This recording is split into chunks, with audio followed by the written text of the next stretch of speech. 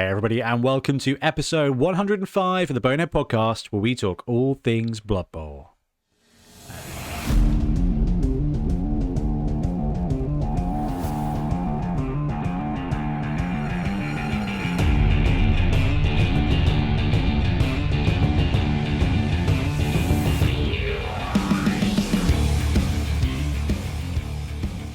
And jingle.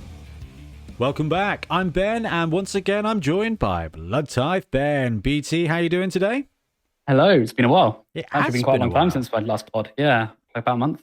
Oh, of course, you were travelling. You were I was travelling. travelling. Yeah. Yeah. I wanted to say I changed colour, and then I flicked the lights on. I'm pale again. So maybe it didn't, not as tan as I thought.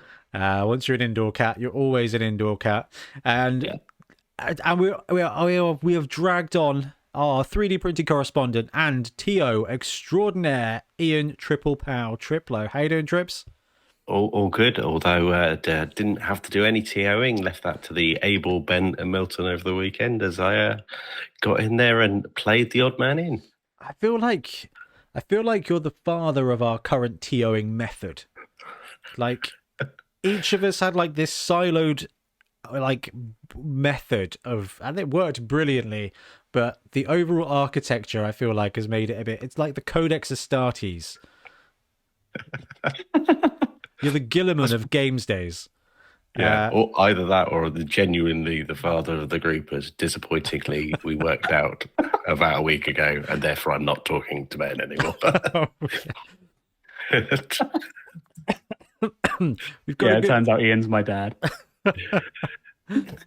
You need to listen to him, Ben, and get some cable organisers. Yeah, God. Anyway, other than that kind of tech nonsense, what are we talking about today, BT? Today we are going to be talking about the tournament that we just mentioned before, and also we will be talking about. If only I there was brought the show notes. if only there was a show notes document. It's loading. Why is it loading? Someone bail me out. Yes, all right. So it is Bonehead Bowl review. Okay. We had Bonehead Bowl at the weekend. I think that's probably the reason that Trips and I have both got colds. So if either of us splutter or cough into the mic, we do apologise. We're going to try very hard not to let that happen. But we're going to be talking about Bonehead Bowl, and then we've got like a chunky period of Blood Bowl at the moment. And there's a lot of individual things that we want to give appropriate amount of time to. So what we're going to do today is we're just going to look at the key impacts of the new star players from the Almanac that's coming out this week, and also from the FAQ that dropped this afternoon. So we're going to be able to kind of chat about the biggest impacts to Blood Bowl happening right now. Does that sound all right, Ben? Yeah, that sounds great. So I've got my head in the news section. I'm ready. Oh, yeah. No, something else dropped just a few minutes before the show. So I tell you what, we'll take a sec, and then it's Blood Bowl news time.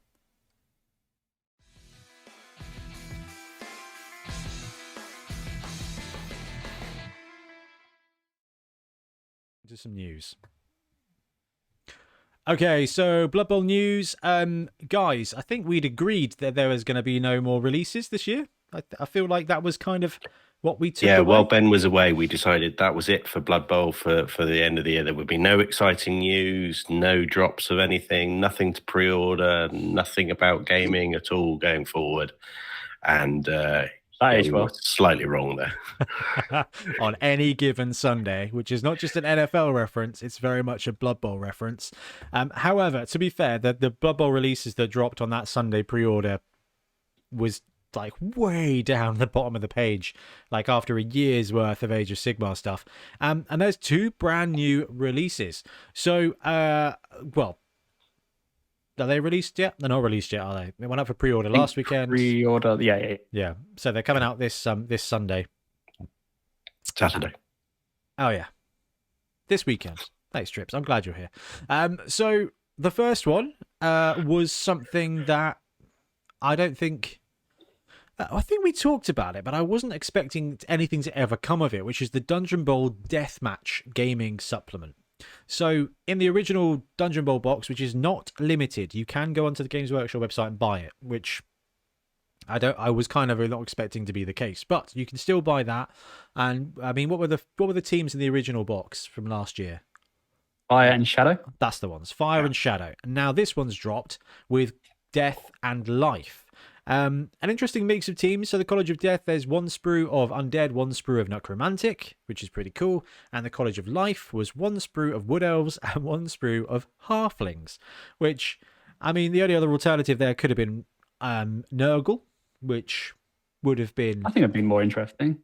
But yeah, I kind of think maybe Nurgle would have been better, and I imagine that a lot less people buy Nurgle than they buy Halflings. But it comes with that, and it comes with 6, 7, 8 tiles, something like that. A few, basically 3 rooms, and a couple of corridors, and a T junction and an L junction. And they've done a really cool thing with this. And we'll have a look at the release article in a second. But they've basically brewed the whole thing up as a reference to an actual historical Dungeon Bowl match, the Dungeon Bowl finals between a specific College of Life and a specific College of Death team in the specific dungeon. They've got the layout for the dungeon that match happened in, and they've got special rules for College and for Life for each of the tiles. The tiles are reversible, so they've got Life on one side, Death on the other side. So if you liked all the special rules for the rooms in the Dungeon Bowl box set that came out last year, this is basically just an add-on. Now, you absolutely, positively, definitely need Dungeon Bowl box, because, I mean, there's 1, 2, 3, 4, 5, 6, 7 tiles in there, which is not a lot for anything, really. So I don't think there's even end zones, is there? There's no end zones. No, you're bang on the money. Yeah. Even if there were end zones, putting it end to end would just be a very poor experience. I mean, most importantly, there's no teleporters, and let's face it, that's the real reason you play Dungeon Bowl, just to repeatedly roll 2s and lose every gutter runner on your team. That pain never goes away. So yeah, it was cool to see that, and we'll have a bit of a chat about that in a moment. And the other thing that they've released is the 2022 Almanac, and the Almanacs tend to not be very exciting.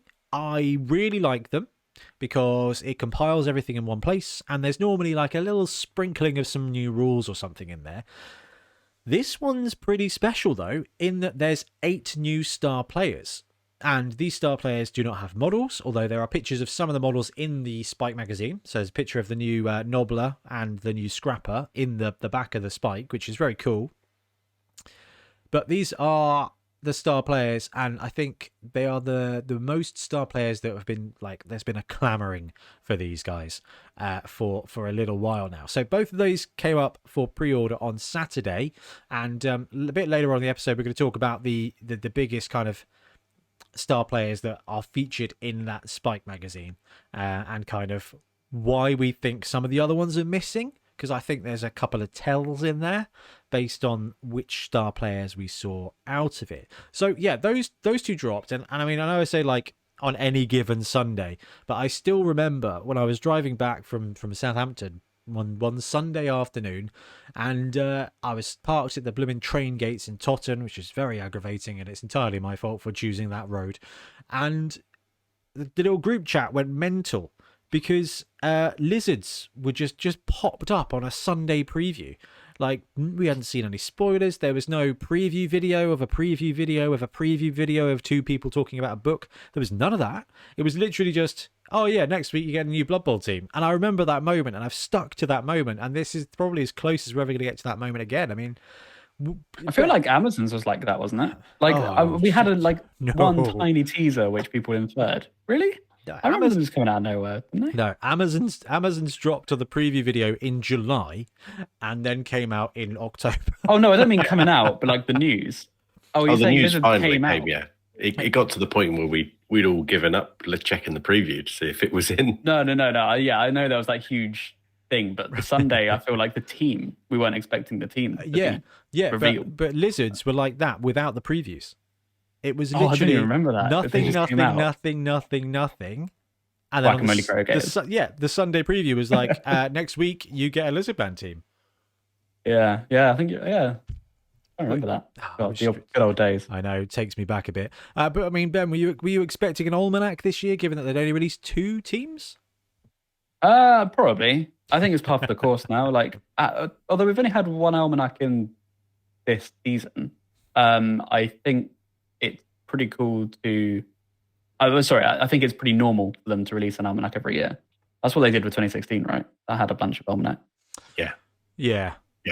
I think I was expecting it, but probably in January, February, with another team snuck in to fill it out. With Team 3, yeah. But to be fair, it's got Ripper in, worth like 7 teams. So. That's it. I mean, if you think about it, you get 3 new stars per team, and there's 8 new stars in this book. So we've saved ourselves 8 to 12 months of releases here by getting these star players to the pitch.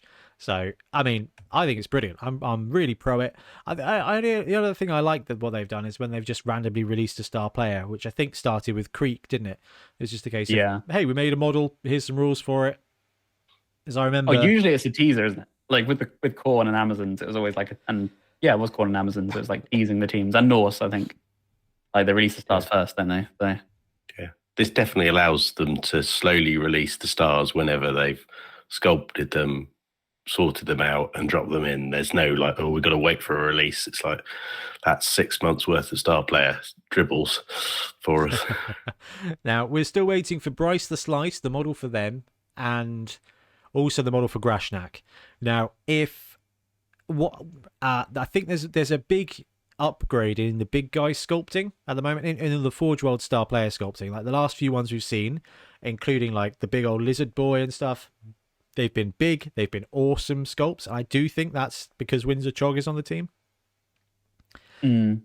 So I'm expecting a really good Grashnak from them when it drops. Like the most recent Glottal Stop is an excellent model. So I want to see Grashnak land and be really, really, really cool. So that's actually happened, which is pretty cool. So this Dungeon Bowl expansion, I mean, Trips, I'm a really big fan of them adding that amount of fluff into it. So they've got like a pamphlet that's labeled as a Spike Deathmatch, and in it's got the rosters of the teams of legend, like the Hall of Fame teams and stuff. I was not expecting anything like that. What do you think about that? I'm really pleased to see Dungeon Bowl getting a bit of love. If you want to get a couple of Dungeon Bowl teams, it's a very cost-effective way of getting hold of a couple of teams, and they are both good fun teams to play. And I like the fact they've thrown in the sort of the different room with the werewolf lair and the detail. That's going to be a bit more fun. It's a bit disappointing. It's not the full game. So if you're opening this on Christmas Day and thinking, excellent, I can have a game of Dungeon Bowl this afternoon, you're actually going to be stealing cardboard from other people's presents to fill out the tiles and the details. But great to see it, and good to see it, another little box to keep people going. Yeah, I like it, and I think you're probably right. I think another. Actually, no, I don't think that's right, because I think I recall when the Dungeon Bowl box set Ben came out, there was quite a lot of not a divide in the community, but there was kind of a lot of reluctance to say sort of like, all I want is the tiles, all I want is the teams, all I want is the rules. And I think if they'd released the entire dungeon's worth of tiles again, with like with teams as well that people already had, there might have been a bit of pushback. Whereas actually they've released a set that's 45 quid for 2 teams with some extra tiles and some extra fluff. You know, half the price for it. It's just a bit of an interesting, what I would say, mid-range buy. Yeah, I think the price is also really reasonable for this, and this is what I want to see from expansion pack. I don't, expansion pack shouldn't always come with the base game, like you say. As long as the base game is available to buy, expansion packs are welcome. Yeah. In my opinion. And that price point is a big difference. I mean, the Dungeon Bowl, you can buy it today for £89. You can pre-order Deathmatch for £44. That is a substantial difference. And Force Cruise BW for £44 plus 3. Well, Ben, this is it. And like, one thing I don't want to go I don't want to go missed. That's £88 for 4 Blood Bowl teams. So if you've got a club or you've got an event or anything coming up, actually, it's a really great way to get a Wood Elf team, a Halfling team, a Necro team, and an Undead team for are way less than the price of the boxes. Like, that's what, 130 pounds for 4 of those Blood Bowl teams. Actually, for 90, you get 4 Blood Bowl teams from Games Workshop. I know there's stuff you need to add to the Halfling team to make them viable, but I don't know. I think it's still kind of a clever extra way to do it. And yeah, the werewolf room is in there. They've added what I would say is Death Zone level fluff rules into this, and I think Dungeon Bowl is definitely headed that way. And I don't think the article actually shows it, but in the book there's an actual dungeon layout so that you can mimic that exact game. And again, that's what I really wanted to see moving forward, because Ben, you're a big RPGer, right? Having set piece dungeons and things like that are really kind of, there's just something wonderful about it. And we've had all these dungeon tiles for a year now, and actually starting to be like, oh great, actually let's play in the Tomb of Elemental Evil.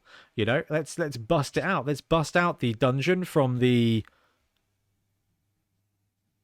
2494 Dungeon Bowl and play that. It's not symmetrical though, which upsets me. Yeah, it doesn't have to be. That's what I like about Dungeon Bowl. It's not symmetrical. You can really mix it around. I love it. Or do you mean the teams wise? No, well, I mean the teams never symmetrical. No, but the map.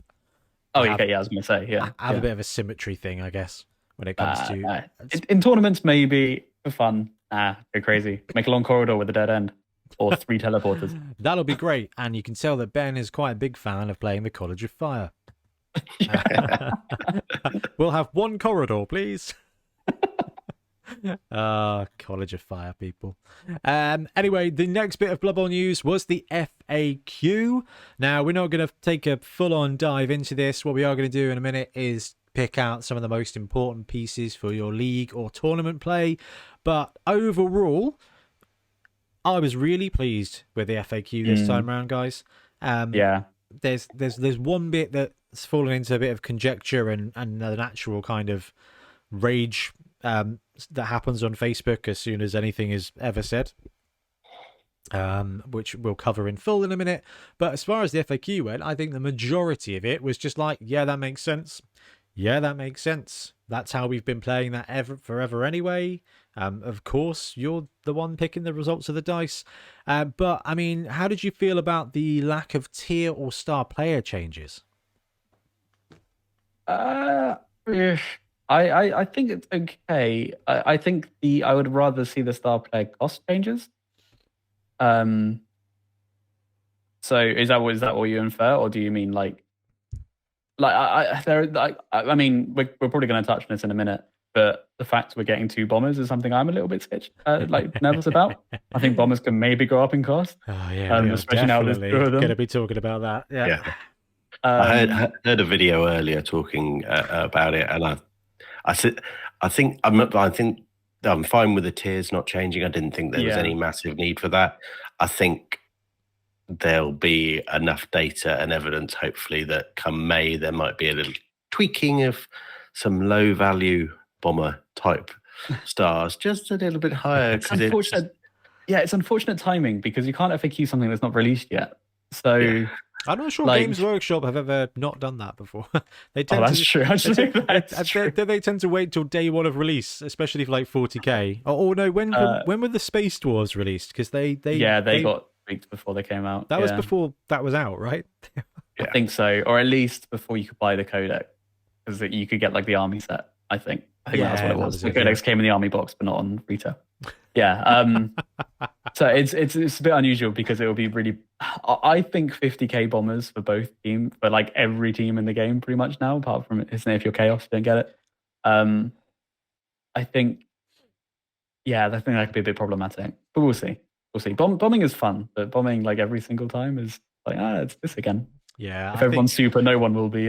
It's quite funny. I saw you post it really quickly in one of our group chats, Ben, and then I saw it copied all over the internet, which is oh great, Bomb Bowl, here we go. Oh, I stayed off the internet, so it's good to see that I'm aligned with the rages on the internet. So yeah, sadly so. Okay, what else have we got going on? Oh, this was quite cool. So yeah, Warhammer community, they post stuff every day. I read of it mostly every day because, well, you know, when you're in meetings, sometimes you just need to read something. So they had the events page, and inside it, I was like, oh, okay, let's have a look and see if they've got any Blood Bowl stuff going on. There's a weekday Warhammer Blitzing Sevens tournament on Thursday, the 16th of March, 2023, at Warhammer World. It's a Sevens competition, 4 games. I think it was 4 games. Yeah, 4 games at Warhammer World midweek, and it's 4 months away, and that's long enough for me to be able to make sure I book that day as a project day or take it as holiday or something, and so I've got no meetings. And I think I'm gonna book this. Tickets go on sale on the 5th of December, and go on up there for a Warhammer World day. Yeah, that sounds fun. I think I might come with you. Yeah, come on, Trips. I shall look forward in the diary and see if I can suitably manipulate it. I will thanking out a few days. But... It's Sevens. There's not the build is plain 600. Yeah.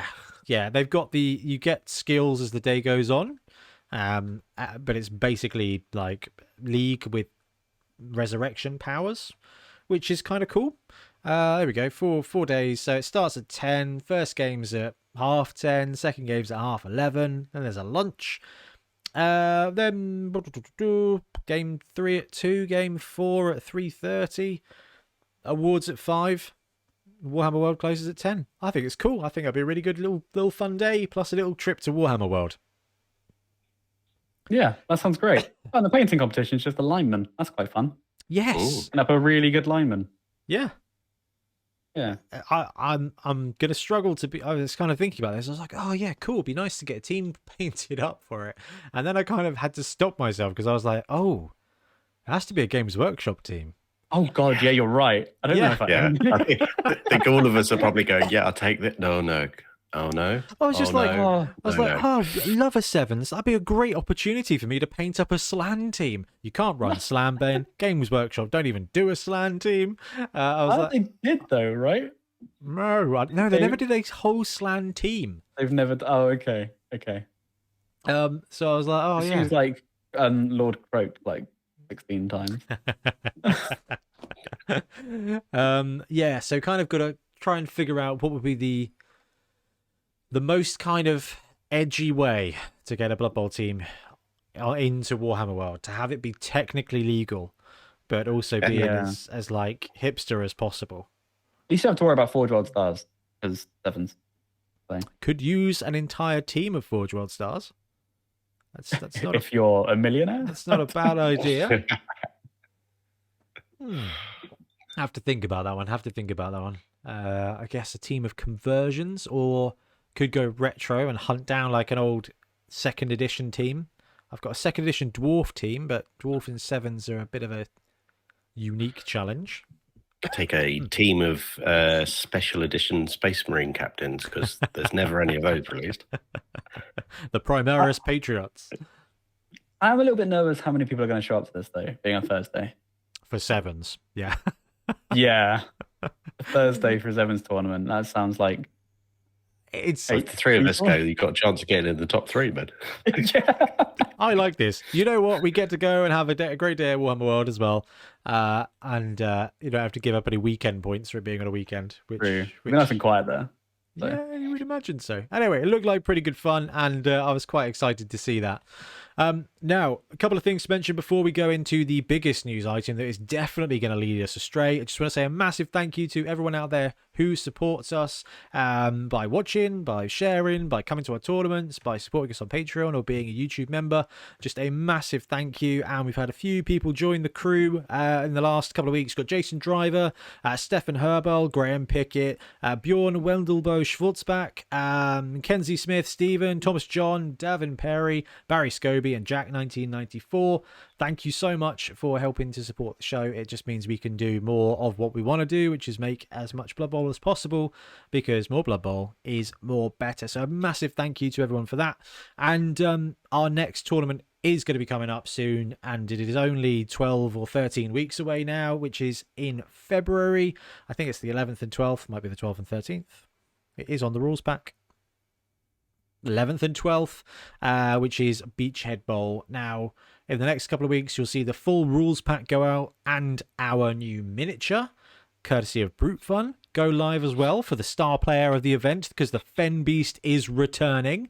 And yeah, really excited about that event. So yes, come and play Blood Bowl with us, and thank you everybody so much for supporting us in every single way. Now, I wanted to get that in there because one big thing that's coming out next year, fortunately after Beachhead, is going to be Blood Bowl 3.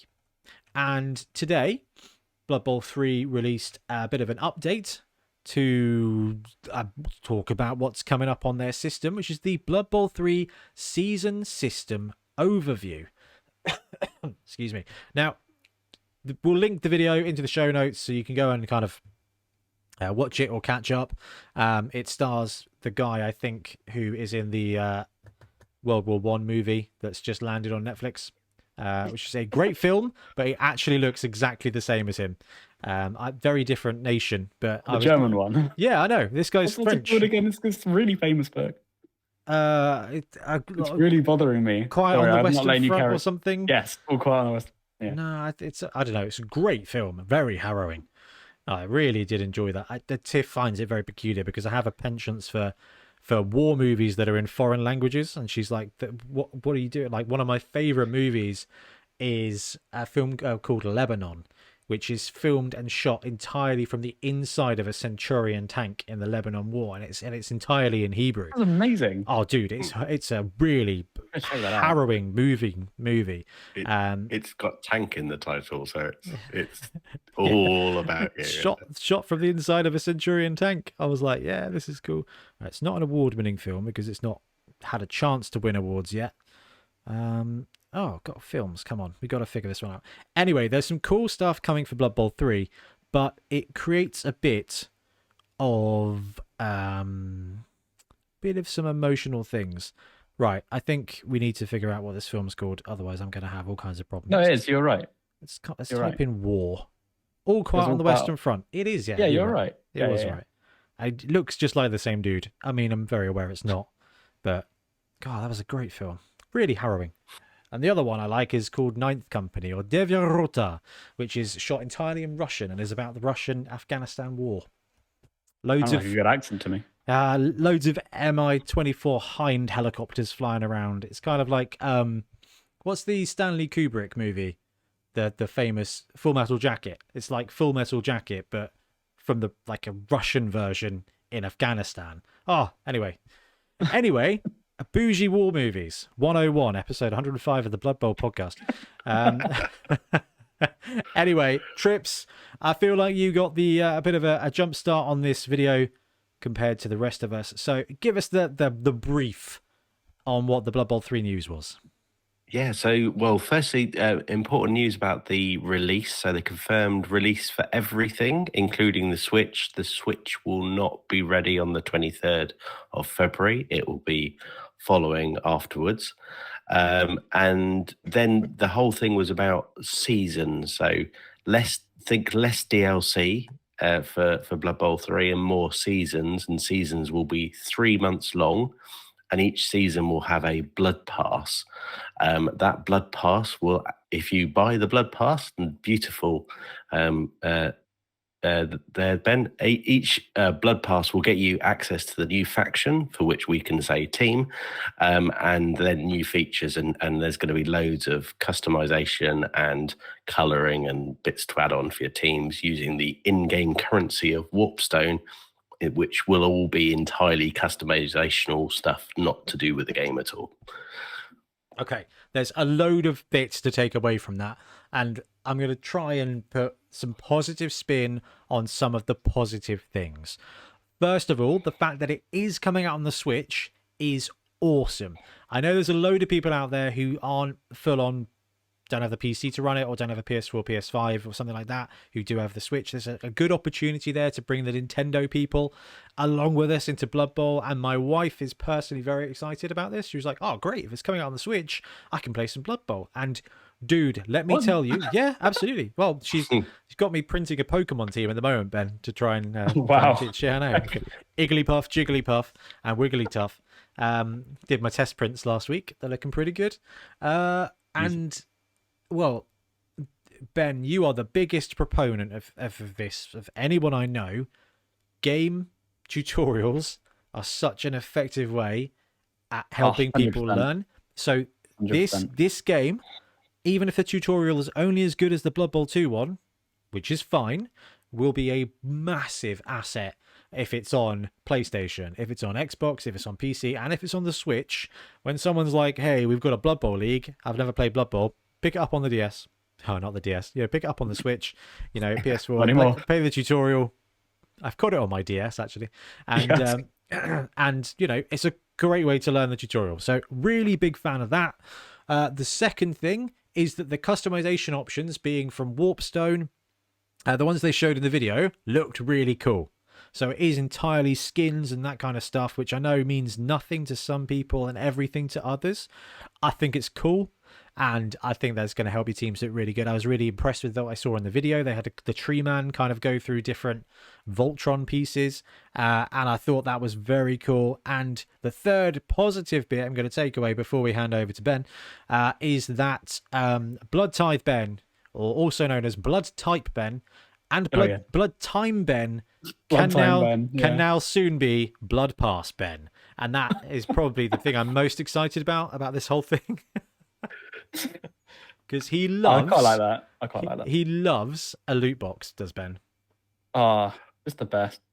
Just the best. Well, okay, I will say one thing. I was prepared to go into this. When Ian linked the article, and it was just the new season pass. I'm just for God's sake, why does...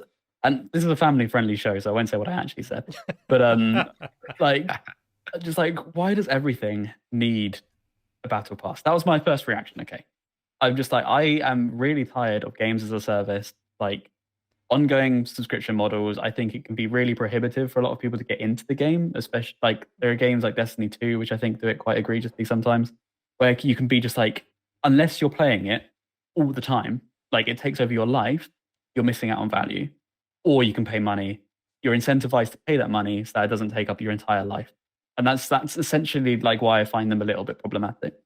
I did watch the video, and I don't think it's as bad as I thought it would be. I was thinking it's going to be we lock everything behind the battle pass. Unless you pay the money, you can't get your new teams. And then if you miss the season, you can't go back and get the old season stuff. That's how a lot of games do stuff. You have season exclusive things. And if they release a team season exclusive, that would definitely be bad. I don't think they ever touched on it in the video, but from what I can gather is that if a season has passed, you can buy the previous season to get a team. That's what I'm going to assume. That's what I'm going to assume is I'm going to assume that too. And they did say that there's kind of a way you can essentially grind through to get the new faction for that new season. Yes, that's something I did quite like too. So the team that will be released every season, you can get for free. But again, there's no indication of how much you have to play to do that. And they've got their premium currency in there, so they're going to be tracking that at you as well. And I don't know. I find it's something I'm getting very frustrated about have been for very long, frustrated about in the games industry, is the monetization. I find it prohibiting for a lot of people. I find people don't have time or money these days. None of either. It's very precious.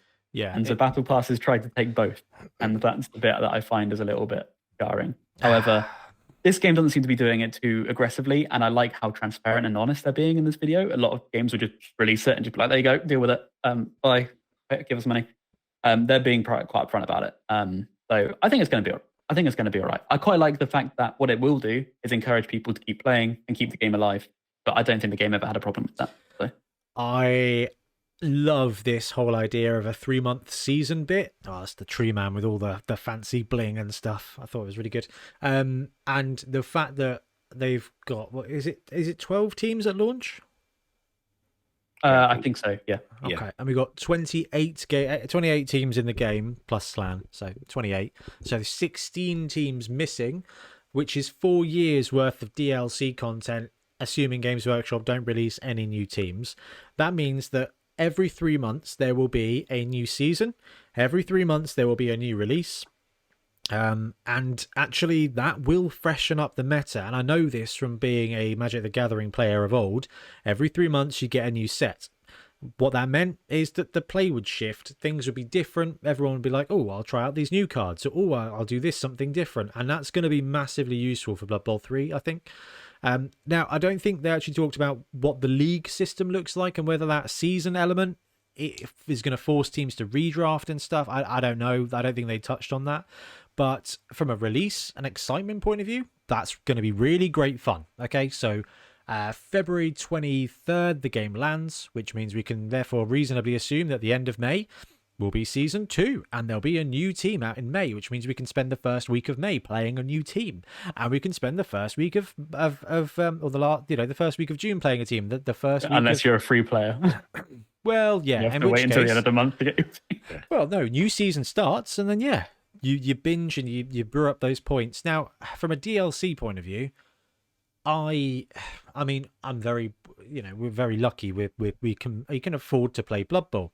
A new team from Games Workshop that comes out once apparently every 6 months is £35 plus a £15 spike plus a £30 pitch, and then a Forge World Star is £90. You got to buy the game for this one, but then that DLC is going to be less than £90 every 3 months to get a new team and stuff. Actually, you know what?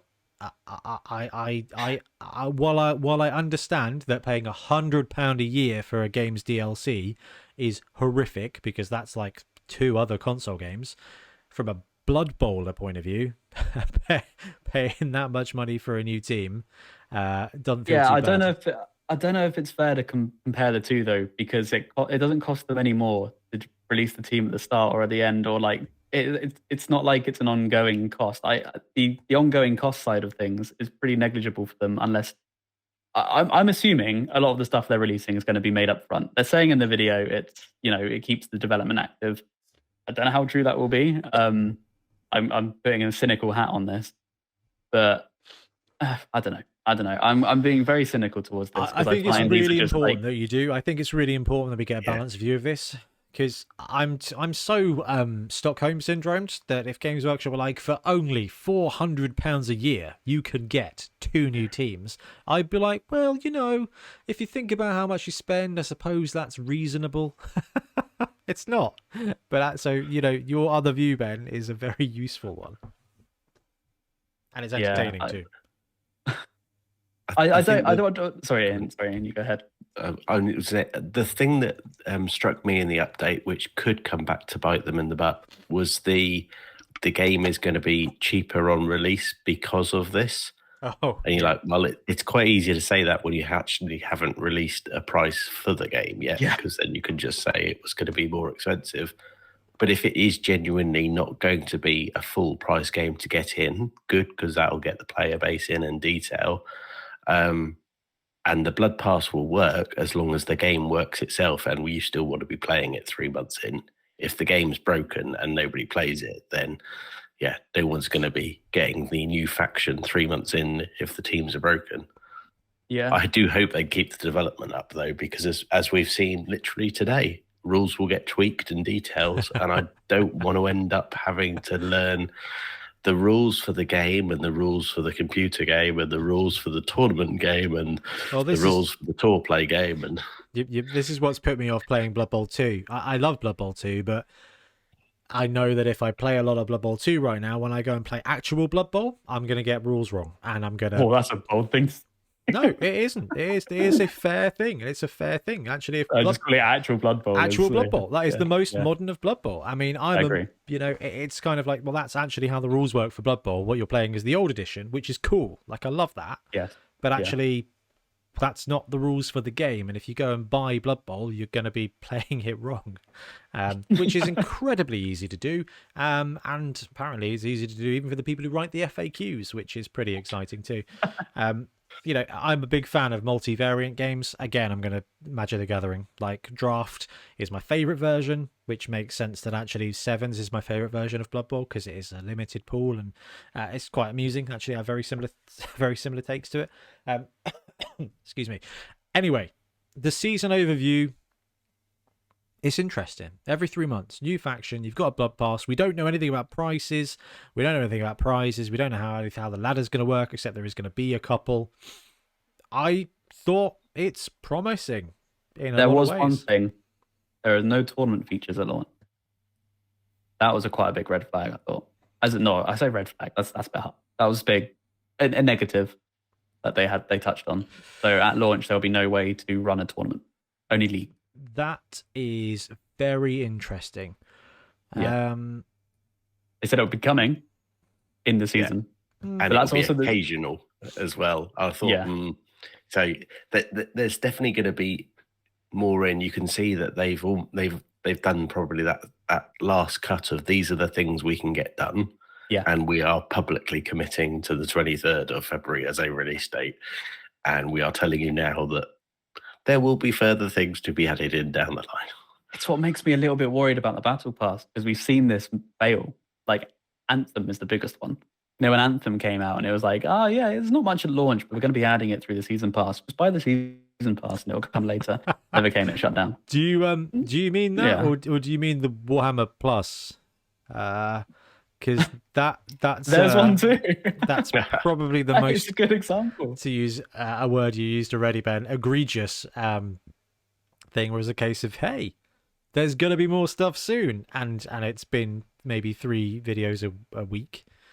The eyes of the Blood Bowl 3 players are they stand out incredibly. That's the one thing. I was watching the video earlier and I saw the the nobility team, and I was like, damn, they've got some freaky eyes. I don't think I noticed that. I was watching on my phone though. So looks like the eyes are from every undead team have then been transported. Yeah, it may just be the harrowing look of a player playing Blood Bowl going, what am I doing? These guys have seen some stuff.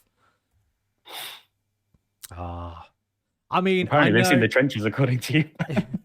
Hey, that's the vibe I'm getting. We're hidden by the logo. Anyway, you know what? I have. I guess I have kind of not low expectations, but I have low requirement for it, to be honest, because actually Fumble is great. Blood Bowl 2 is great. So actually being able to play Blood Bowl 2020, which for all its quirks, I do think is like the best Blood Bowl version we've had in a while. It feels more alive, and there's some elements of the game I don't like as much, but actually, and I'm saying this as a Packers fan, so, change is inevitable. This is a game about sports. No season is the same. No year is the same. Like, nothing is ever frozen. And I think having a system that evolves in one way or another, change is always going to be there. It's never going to be the same as it used to be. But actually, what you're going to get here is pretty good graphics, pretty good playability, and a really good way to binge a really good game. And I'm fine with. If this was not Blood Bowl, you'd look at it and go, no, thank you. But because it is Blood Bowl, you'll look at it and go, yeah, man, this is great. Like, I can engage with the game, and Blood Bowl's always been about the game, not about the models, not about the scenery, none of that stuff, because it's all about the mechanics, really, and everything else is kind of caked on top in a way that is very different to a lot of other games, whether it's a video game with high visuals, whether it's 40k with high visuals, It's Blood Bowl is very much a game that you can play with Lego, and it's the same game. Just look at Fumble, and I think that's going to carry this to a point of loads of people probably going, why is everyone playing this game? Like, the graphics are really 2012 and the vibe is really 2015, but it's popular, and I think that's just what's going to happen. And sadly, I'm going to be propagating the heck out of that because I love this game. I was going to say, of the 3 of us, how many hours are we going to put in? And I would go with a reasonably large amount. Apparently, I'm going to be taking a week off every 3 months now. Got to get a Steam Deck then. Gonna change everything. Yep. You know what? I second the motion. Yeah, this is the worrying thing. This is the worrying thing. I might have to get one for Tiff, actually. She's got a couple of games she's backed. Did you hear that? For Tiff. Yeah. It's fine when it's a present for someone. Merry Christmas. Yeah, it's a present for someone. Yeah. Merry Christmas. I bought you a very shiny gift. I'd like it back on February the 22nd. I'm going to need to borrow that for maintenance.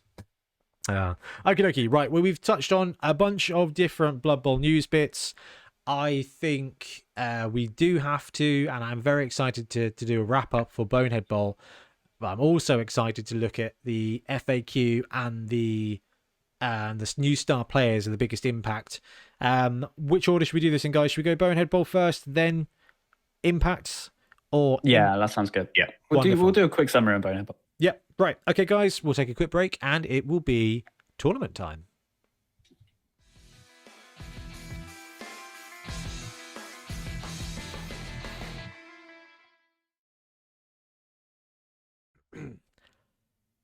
Okay, so Bonehead Bowl was our first tournament I think that we ever ran, and it was all about mixed teams and doing something that you just wouldn't do normally, or just another way to play.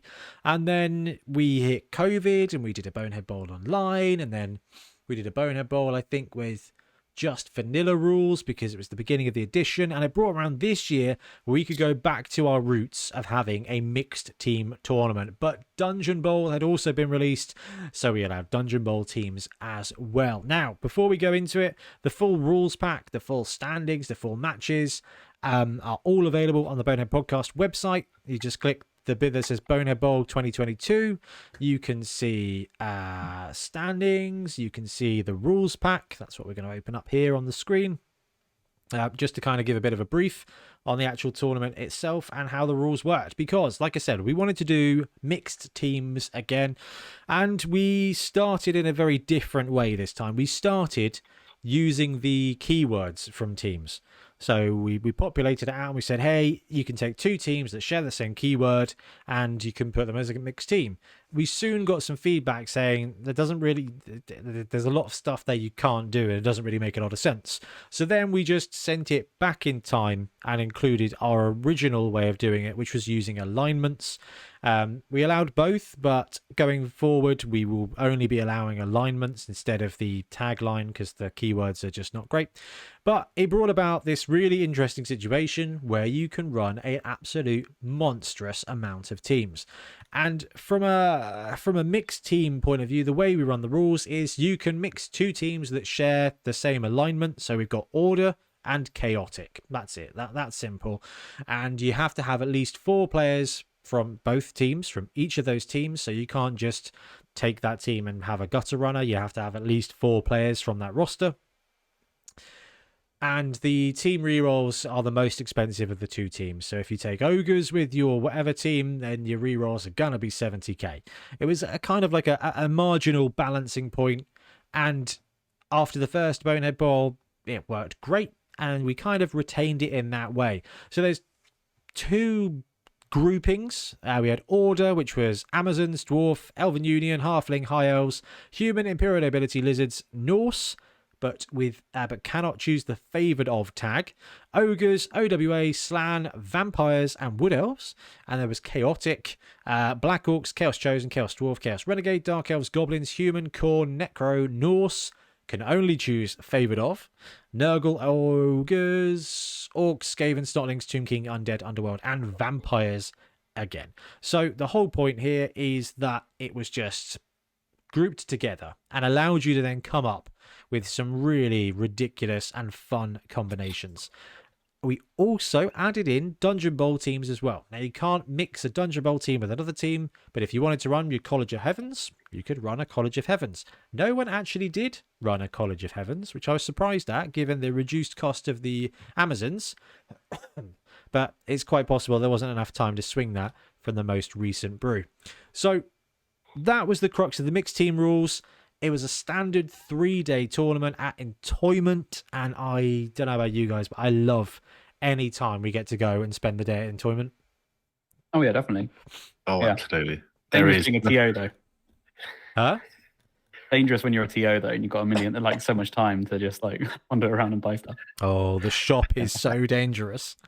Someone did ask me actually at the event. I think it was it Baron? I think it was Baron. He was like, you know, which is your favorite venue? Like, you know, you've done the Aegeus Bowl, you've done the BIC, you got Entoyment. I was like, gonna be honest with you, I think Entoyment is actually my favorite place. I know we're kind of capped at 40 something Blood Bowl players because their shop can only host about 50 people playing games, which is a massive amount of people, and we capped it. But the shop's good, the parking's easy, the venue's great, and quite frankly, the thing that tops it off for me is the QR codes on the table. It's just my favorite thing. Like, just to be playing a game, be like, man, I really want a cup of tea, but I'm playing a game. We just scan the QR code, press a few buttons, and next thing you know, Carl just comes out of the darkness with your cup of tea. And it's just wicked. Absolutely love it. Oh, I'm hungry. I fancy pizza. QR code. It's just my favorite damn thing. And I think the players of the day actually really enjoyed that element as well. Yeah, definitely. Okay, so that's the brief of the tournament. It was 1100 build. Skills were based by tier. And for a mixed team, the tiers were added together. So if you're tier 1, you get 2 primary. Tier 2 is 1 primary, 1 secondary. Tier 3 is 2 primary and 1 secondary. And if you are just a single team, so I'm just going to run Wood Elves, not a mixed team, not a Dungeon Bowl team, then you double it. So double tier 1 is 4 primary skills. No skill stacking. Quite a small skill package based on the fact that actually you can have 2 different teams mixed together, and you can take the star players and mix them together as well based on those teams. So the build was just absolutely monstrous. And I think it's one of my favorite things to do is brew up rosters. Now, every time we run a tournament, one of you guys is the odd man in. BT, we sacrificed you to the Blood Bowl gods at the last event, and it was your turn, Trips. So what came into your head when brewing up your roster for this tournament? So what came to my head, I think I started sensibly this time with what have I actually got that's painted. And then decided, I thought, well, I'm going to go for, I was playing High Elves in the Entoyment League and I'm having a lot of fun with them. So I thought I'd like to play them and play with some skilled up catchers as opposed to wait for them to skill up. So that would be quite a good excuse. And then what do High Elves not have? Strength 4 is definitely what they do not have. So I thought I should take some lizards with the High Elves and take some Sauruses with that. And then just because it is my theme of the last few months, Chameleon Skink had to be taken just so I could say on the ball a few times. Yeah, an underrated skill. Soon. Still too soon. Now, this is the thing when it comes to Bonehead Bowl, all those brews, all those combinations, it's almost limitless. I think we did the maths and it's something like 600 different team combinations you can brew up, and that's before you even look at adding star players and the mixes. It's just so much fun. And on the day, we had 50 people sign up. We had a lot of dropouts, so I think we had 40 teams registered in the end, which was fine. I mean, we had 1, 2, 3. I think there was 6 tables left over, so we could have fit an extra 10 players in basically on the day, which would have been good. We've got the breakdown of the stats.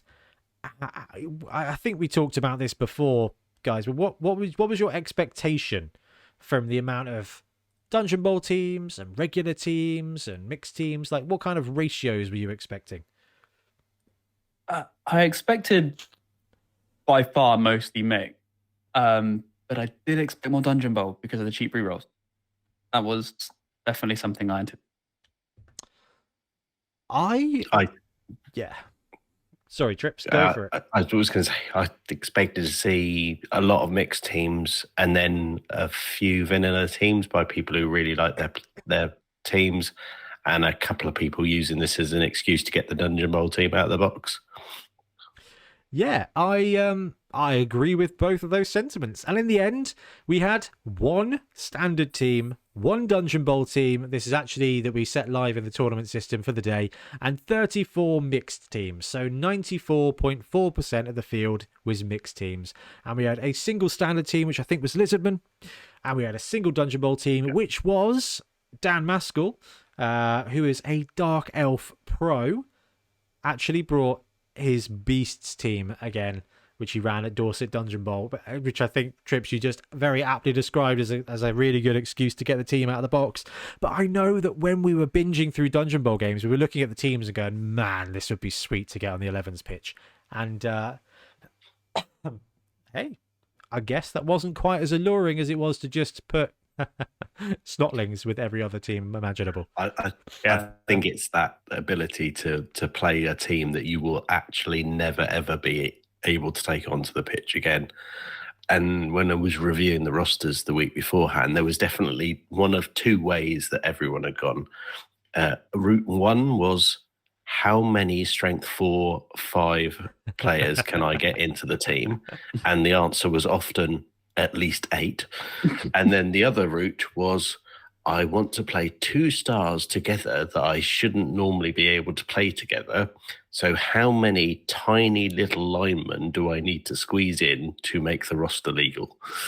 We saw that, yeah. The data shows that is very much the what happened, I think. Yeah, it's an interesting one. We had 27 star players on the day out of 36 teams. Now, a lot of those were double up, so it's probably about 50% of the field took a star player. I mean, was it any surprise that Bomber was the most populous of star players on the day? He came in a lot. A lot of people took Snotlings for that reason, I think. Like, you get the cheap lineman and then Bomber. Yeah, that was quite common, I think. How many teams took Snotlings and Bomber? I never put the maths together. Hang on. Are you on the... You're on the actual... Yeah, you keep... Yeah. I'll have a count and so go back we had to you. 10 Bombers, 4 Fungus the Loons, 4 Hackflems, 3 Giants, which I love to see, 2 Black Gobbos, because fouling is just... the fouling for this was outrageous. 1 Creek, 1 Cheney, 1 Griff, and I really love this, 1 Scylla as well. 1 Scylla, yeah. Which I thought was really cool, because you don't tend to see Scylla a lot. There tends to be like... But actually, Scylla's a really good strength 5, a really cheap, good strength 5 option, with some murder skills on there as well. So actually, Scylla is a pretty good one. Tier 1 splits, we had 38% of teams had Tier 1 in them, Tier 2, 33%, and Tier 3, 27%. So a pretty even split across the board. Now, because they're mixed teams, obviously that kind of gets combined, and I was really happy with the mix there. We did have a rule that said if a team was stunty and big guy only, it would classify as stunty on the day, and we had some really interesting mixes. I think. What was the outcome, Ben? Honestly, not as many as I thought. There's a lot of Ogre Bomber as well. So yeah, a lot of Snotling Bomber and Ogre Bomber. Yeah, lots of people using ogres for semi-reliable ogres plus a good star access. It's good because when you say it's an even split with the tiers as well. I mean, that's bearing in mind there's only 4 tier 3 teams. Like, there's quite a lot of tier 3 teams there because you can just offset their weakness with real players. Like, you know what? That's a really good shout, actually. Yeah. I probably should have done the maths on how many tier 1-1 combinations, how many 2-1, how many, but that I just forgot. I should have done that, but I didn't. There's a couple of there's some brilliant builds in there. And you got all kinds of craziness. Chaos Dwarf, Snotling. Chaos Dwarf, Snotling, and Giant, like Tom Mann was running that. Snotling Underworld, Giant, Stevie was running that. Baron was running Vampires and Humans put together. Orcs, Snotlings, Bomber and Hackflem. Imperial Nobility, Ogre, Griffin, Bomber. From that, it's just like there's just some superb combinations. But as we had a man on the ground, Trips, do you remember your first round? Who did you get? Yeah, so first round, I had Liam in the first round with a Skaven Ogre mix.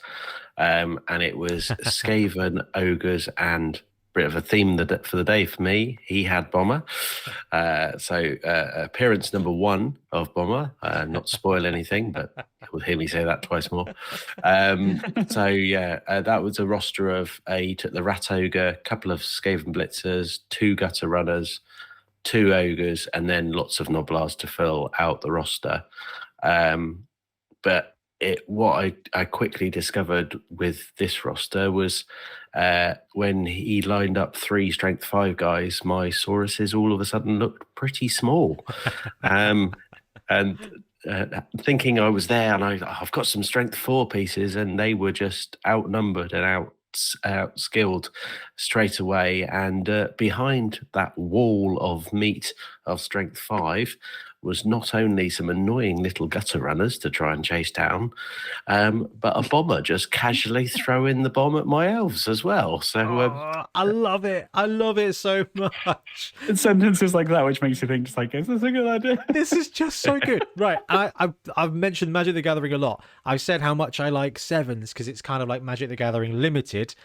This format we've created here is like modern or vintage or legacy, where you're just like, nah, chuck it all in. And the power level goes up. But trips, like you're saying, you're like, yeah, I've got my High Elves, got my Sauruses, feeling very good about this. And then you look across the pitch and you're like, oh, you also upgraded. And it's just like, it's just so good. It's oh, man. Anyway, what was the result of your round 1, Trips? So ended up being a 1-1. It was a really hard fought first half, and I truly managed to do some elven dancing around towards the end of the first half. Managed to, I think, dodge out of tackle zones, pick up the ball, dodge through tackle zones, and then throw the ball to alignment in the end zone without using any of my rerolls or skills needed. So was really pleased with that. And then by then I was already starting to struggle for player numbers. And when you're playing a team full of Noblars as well, then yeah, when you've been out blocked by a Noblar, you know that the pitch is starting to tilt slightly. So did concede the tying one, and then in the second half managed to get the ball on the pitch, and I think we lost 3 turns where between us we probably had 3 tackle zones on the ball each, and then another layer of players behind. I think a gutter runner did go in for it and exploded. So I think it was a fair tie at the end there as we got out 1-1. Absolutely awesome. So if you guys missed it, we did live stream the event. We streamed Table 1 all day. So the first game was a great game between Daniel, who was running Shambling Undead and Dark Elves. So I caught up with him just before the match. I was like, oh yeah, what are you running? He was like, oh, Undead Dark Elf. I was like, ooh, okay. So Undead with Dark Elf Blitzers. And he was like, yeah, basically. And it's that kind of level of upgrade that was just so cool. And he was playing against Nathan with Khorne and Human, which was basically Khorne plus Thrower, Lineman, Blitzer, Ogre. So 2 big guys, plus that Thrower, and he just had enough cash to upgrade one of the linemen to a Human Blitzer, who, to be fair, is a great player. So that was a really good match. You can go and on the channel and actually watch us stream that match. It was such good fun. It was so good to get to see some of these combos. So round 1 was a great one. A couple of big results that round. Rick, good guy Rick, who you probably know from the channel, he's been on a few of our series, managed to swing a 5-0 with his High Elves and Dwarves against Khorne, Skaven and Hackflem, run by one of the Priest Pack Wednesday. So Sarah Jane had, as Rick said, had some absolutely garbage rolls. And the thing is, you kind of upgrade the power level of these teams, and what you end up having is a little less of a window. Like, you get a little bit of a crack, or you get a little bit of an opportunity, and it's much more violently seized than in a standard game of Blood Bowl. This is like I declared it over the weekend. It's Blood Bowl turned up to 12. Now, I'm a Skaven player. I love positioning ready for that opportunity score. And that's with a standard tier 1 team. When you're running a tier 11 team with a high elf and dwarf combo, then actually you're just absolutely prime for those opportunities. And led to the biggest score of that game. We had Undead Necro with Dan Smith going 4-1 against Lizards Dwarfs, though, so there was a couple of high scoring games. Ben, do you remember Bonehead Bowl 1? Because I do. That was my first tournament. Yeah. Rick, I think I can't remember what he ran there. Wood Elves or Halflings or something. It was Wood. Oh no, it was definitely Wood Elves, but I do remember that game because he lost that first round of the first Bonehead Bowl. He lost it 4-5. Yeah, I was going to say 5-4. Yeah. I do remember that. Yeah. And it was so good to see him back with some high scoring. Now, that did end up putting him on top table again. So I got to stream his game. But Trips, going into round 2, you were on table 3. And then going into round 2, you shimmied to table 10. Dave in round 2. So he was playing an Orc Tomb King team, and it was a beautifully painted team. It looked amazing. It truly lined up like you should imagine an Orc Tomb King team. He just literally lined them all up on the line of scrimmage, and I instantly felt very sorry for every player on my team because I thought they're going to get crushed. So he had the four Tomb Guardians, a Troll, and then 3 Orc Blitzers. And because that's the roster can access it, he also had Fungus and Bomber. And Bomber was his stick in reserve and leave till second half player, and Fungus was pretty nasty in the first half. With strength 7 player when he was grinding out the ball. So now we got to see Dalio on the last stream from SCA, who was running his Orc team, and he had Fungus and Bomber in that as well. So this is the second time we've seen him on in a tournament running that combination of teams, and he's just added some Tomb Guardians to it, which is just I mean, basically that's just upgrading the big and blockers to bigger blockers, right? Oh yeah, it was just such a smashy roster, and he received the kickoff, and he promptly did what you do with a team that's got no speed and all strength.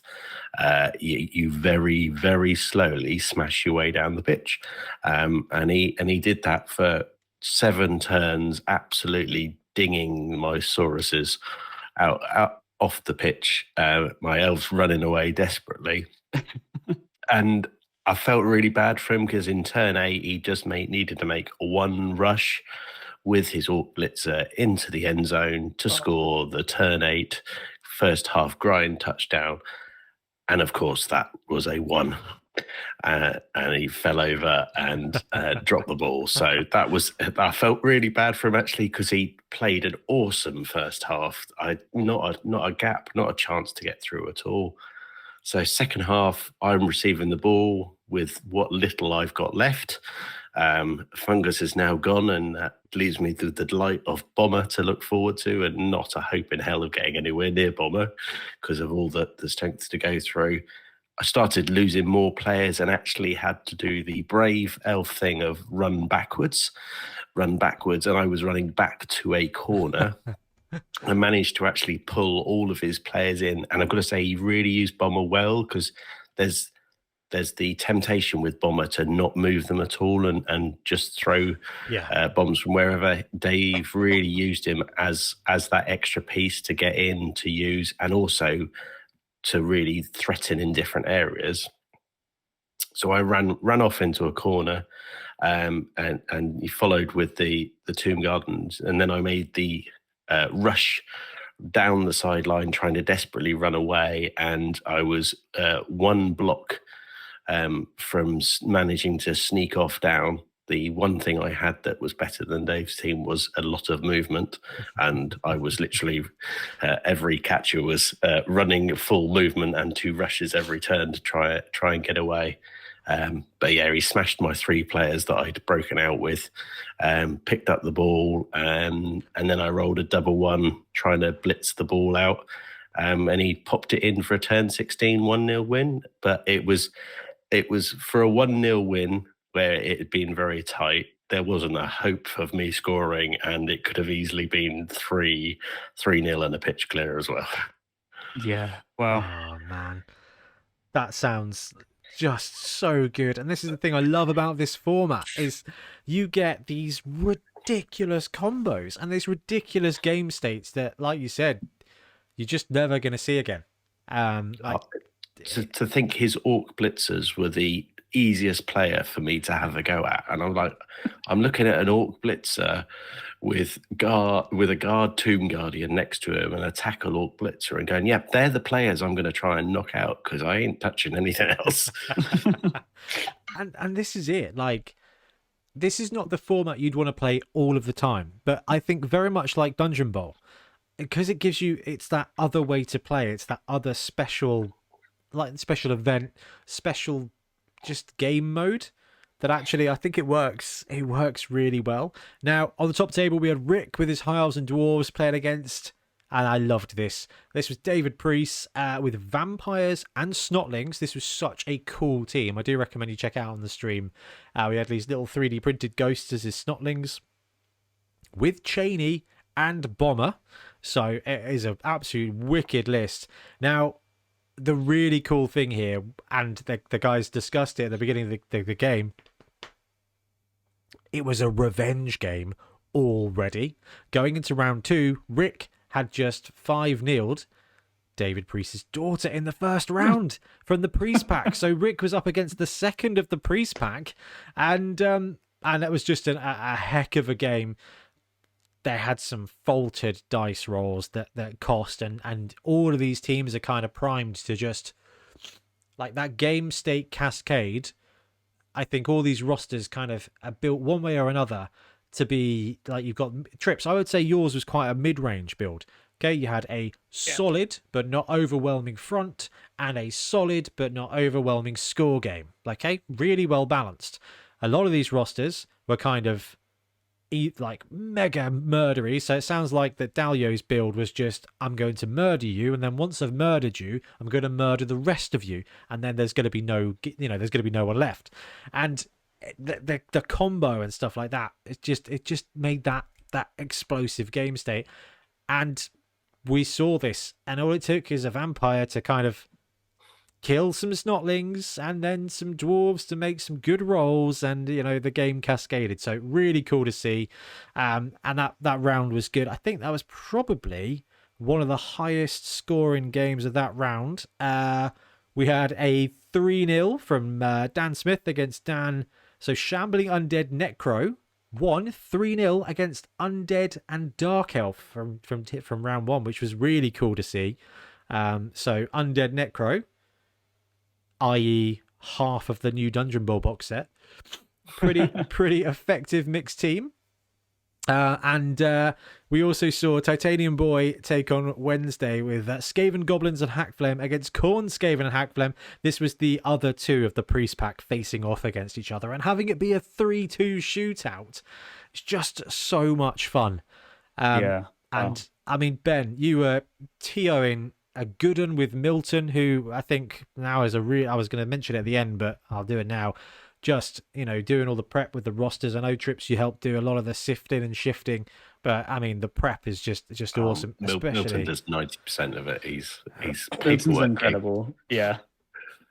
That work to just set it up and control it when you are looking at an environment of, instead of having 29 different teams, having 629 different combos with a convoluted rule set, just an absolute feat. Now, TOing, Ben, I mean, we're at the second round here. We've had the first game, we've had lunch, players were settling in for the second round. And how are things at the TO table at this point? Things were kind of chill. Yeah, everyone was just doing amazing. It's really good now that we have the pairings and things just like up on the screen, so people just find their tables. Like it the way that we've got the TOing down is just so relaxed. And it was just good because it meant we can go and we can hang out, we can like look at a couple of the games, see what's going on. Obviously not too much, don't want to disturb people when they're playing, but you do hear the things when people like think it was in round 2. It could have been round 1. Where a snotling took a giant off the pitch. I think that was game 2. I think it was against Emma. I think Stevie did it. I think. Yeah. Table 16 in round 2. That was Snotling. the giant off. It was the giant of Snotling and Underworld with a giant. It's old Stevie 126 taking on Merc Girl Emma Goblin Snotling Giant. It was the troll roster. It was the troll team. It was. Yes. Yeah, I was so happy to see that. But they upgraded the 6th troll. Oh, no, because you can do 5 trolls in this without that, because it's not links. There's 5 trolls and a giant. 4 trolls. 4 trolls and a giant, sorry. Yeah. Yes, 4 trolls and a giant. Yeah. Yeah, 5 trolls coming soon. But yeah. Well, yes, with Ripper landing this weekend. Trying to get him and a giant in the roster, probably quite a challenging one. But I love that the giants managed to find each other. Like, there's just so many good stories that happens in a tournament. And when you've got all the different tables going on. No, and I know you got some Commander on the go as well. Oh yeah, me and Milton last time played some 40k Commander, which was great fun. Honestly, those cards are fantastic. They are so full of flavour. Oh, I love it. So we went then into round 3, and at this point I think we had 8 to 10 teams all within a win of each other. So it was hey, we've got a scoring system that gives you 30 points for a win, with +1 for each touchdown up to 3, +1 for each casualty up to 3, a bonus point for perfect defense of allowing 0 TDs in, so a maximum score of 37 per round. So there's plenty of flex. So going into this round, I think it was basically the top 4 tables were all for a kind of like a win and in. And table 1, we had Orc, Snotling, Bomber, and Hackflem with David Burrows. And it got a shout out to the Burrow Brigade, who came a fair old whacker distance down, a group of them. It was so good to meet them all. And Rick remained on table 1 with High Elves and Dwarves. So it was all exciting in the top pack. You had David Burrows there. You had Tim Burrows with Necro Tomb King taking on Wayne, old Wayne, who's a multiple Bonehead Bowl winner. Yeah, he doesn't usually walk away without something. Yeah. Yeah. Normally his shirt he walks away without. Who was running Halfling and Ogres with Bomber, which was cool. Table 3, we had Undead Necro, Dan, and Vampire Human, old Baron again, back at the top. And Dwarf Lizards on table 4 against Ogre Snotling Bomber. Leoric, which is John from the Entoyment League. So there's a really good pack at the top there. I think it's worth pointing out, I think Rick had 76, that was 72 or something at this point, and the bottom 5 after that all had 70. Yeah. So this was really tight. Any of these top 3 tables could have taken. And this is the thing I really love about the scoring system is it.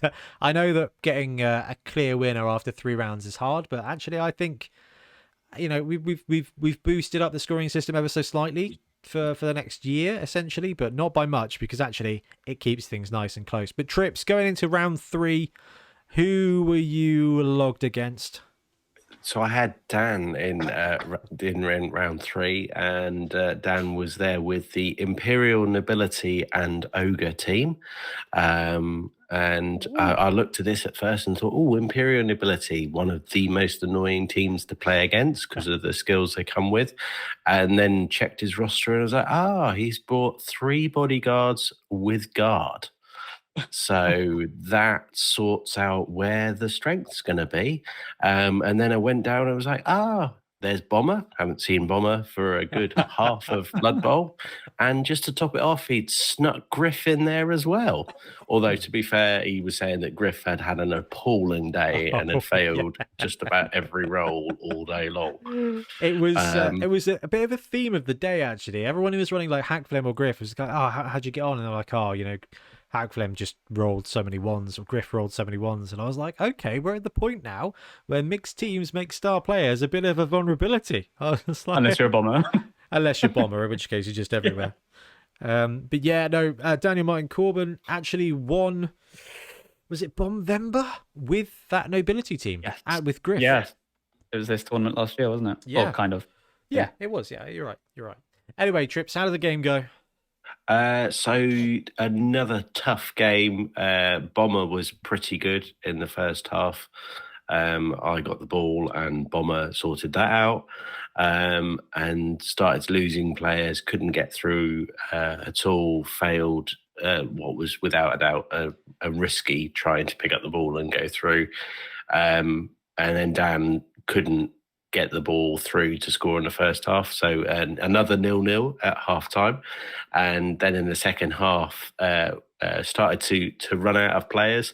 And that was when Griff decided that Griff would do what Griff would do, which would be finally pick the ball up and play through. And on turn 16, Griff decided to take the dodge, run halfway across the pitch and pop in to score for a turn 16. So another tight 1-0 that was not as tight as the score set out, although for some strange reason, and probably because there were Noblars, I did actually manage to walk away with more casualties in that game. And I think that was the only game I really actually broke armor and didn't just stun a player. So it was quite nice. But I definitely looked at the lizards and elves and go, you can play a really good defensive annoyance game, but you are not smashing holes in any big guys or any strength 5 players at all.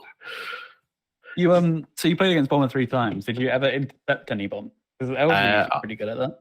So the first game I did try, and then after that I didn't try because every interception was going to get the Bomber special rule out of if you catch the ball, you explode. Oh, I come to know. And it was a case of going, if it lands where it's meant to, it's going to hit 3 players. If I intercept it, it's probably going to hit 4 players. I can't win here.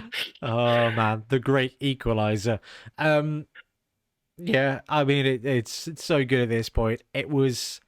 There were some brilliant matchups, some brilliant games going on there, and it was so cool to see all the creativity and all of the interesting game states. And again, this is definitely worth watching. The top table play for this one between Rick and David was just. It's just incredible, and you can see there's just elements of the game where sometimes a roll, or you can see it like a fold in time and space, where like just the negativity of a situation or it's just incredible to see. And that took us to the day, and out of the I think we'll do that. We'll do the roll of honour here. David Burrows did come away with a win with 108 points, went 3-0-0. Orc, Snotling, Bomber and Hackflem. Dan Smith with the Undead Necro Mix, 105 points. Wayne, Gimli 01, Halfling Ogre Bomber, 105 points. Leoric, Ogre Snotling Bomber, 210. Orcs, Tomb King, Fungus Bomber, which was Dalio, 210, 83 points. College of Beasts, which was cool to see. Old Gurga there going 2 and a draw for 80 points.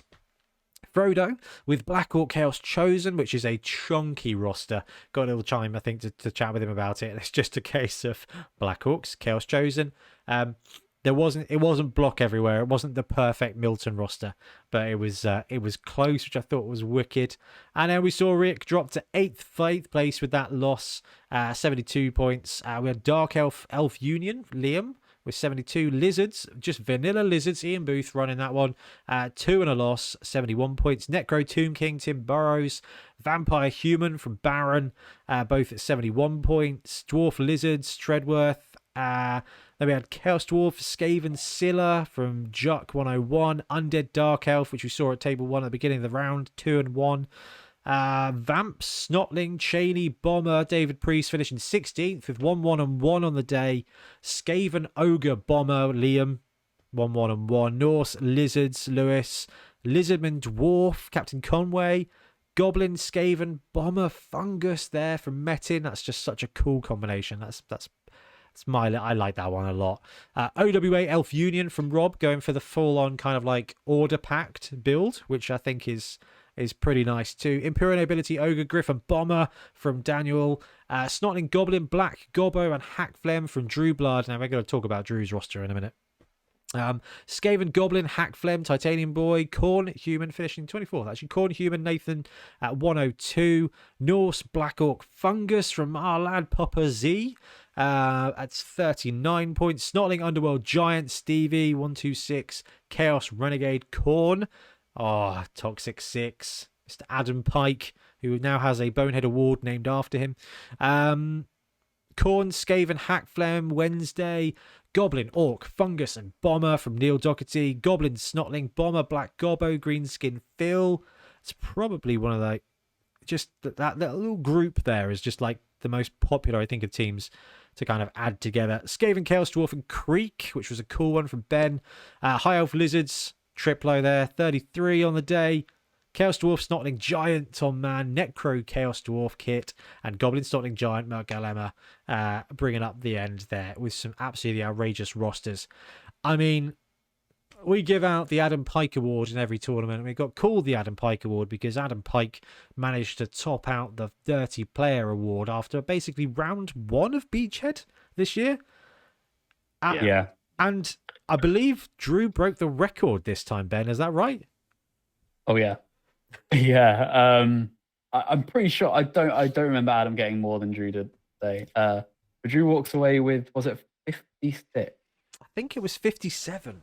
57 fouls in 3 games. In 3 which, games. when you add up the maths, is what it sounds like. It should only be 48 max.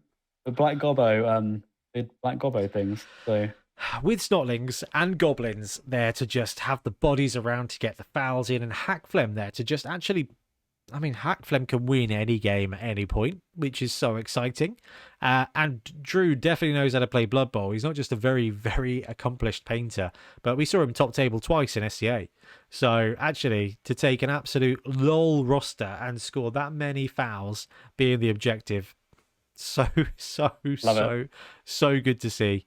But no, I mean, just an outrageously good day. So many beautiful teams. So many clever rosters, guys. We could probably talk about this for days, but before we kind of wrap up for this topic, was there any rosters or anything in particular you wanted to call out that you saw on the day or played against or heard about? Again, I will just highlight Emma. Emma did win the painting as well because the trolls look gorgeous with her giant is really good. That was one I really enjoyed. I did want to shout out to it was the Burrows gang who brought down awesome Kraken Stadium, which they set up. Oh, yes. With like electronic lighting and stuff, which was just awesome. Love to see that. Yeah, that was my highlight. Yeah, that's a really good shout. I've forgotten about that just because there was so much going on. There was just so much going on. It was so good. We set that up on the bottom table. That bottom table had a little bonus to play on. And the fact they brought it down with them was so cool. And yeah. I mean, I just want to say a massive thank you to everyone who came along. You know, it's a weird tournament. There's a bit more of an investment to playing in something like this. It's somehow more casual and less casual at the same time. We don't know what the optimal builds are. Everything is kind of an optimal build, so that kind of level of mental pressure is higher, but the freedom to just play nonsense is just so good. Actually, it was, where's Drew? We're 57-2 fouls. And I think it would have been more, but he was running out of players to foul because his opponents were like, well, if I just run away from you, you can't get me. Oh man, Liam got that. He had a -24 foul. He definitely played Drew, didn't he? Anyway, full standings are on the website, and we should probably find a way to share the rosters in future as well, because there's some absolute doozies in there. The Bonehead Bowl roster builder is still on the site, so if you want to play some friendly matches with mixed team rules, give it a go. I cannot recommend it enough. There's so much to do with Blood Bowl at the moment that actually we kind of knew that as the Games Workshop releases slowed down, we'd have an opportunity to play in the unexplored space, so it's nice to kind of be back here again, guys. Right. I think that wraps up for Bonehead Bowl. But like I said, a massive thank you for everyone who came down, everyone who joined us on the stream. It was an outrageously fun day. I'm still not fully healed from it yet, as you can probably hear in my voice. I don't know. You guys really suffered. I'm fine. Maybe I don't know why. I was in my little booth. You were quarantined and everything. Yeah, you were talking for like 6 hours solid. So. I know. I wasn't allowed to bring my tent this time, so I built one. Anyway, we'll take a quick break and be right back.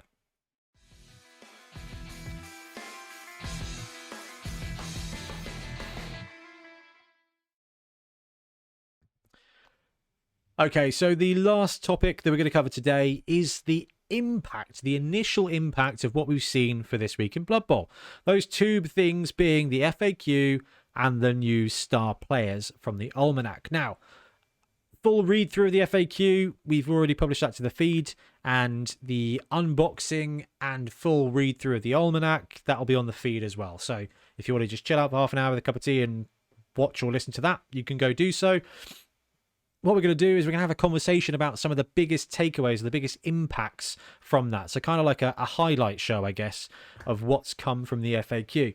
Now, guys, the FAQ this time around, I think overall was pretty realistic. I mean, I guess the biggest kind of theme I saw when looking through some of these changes was just a case of, for me, mostly, yeah, that makes sense.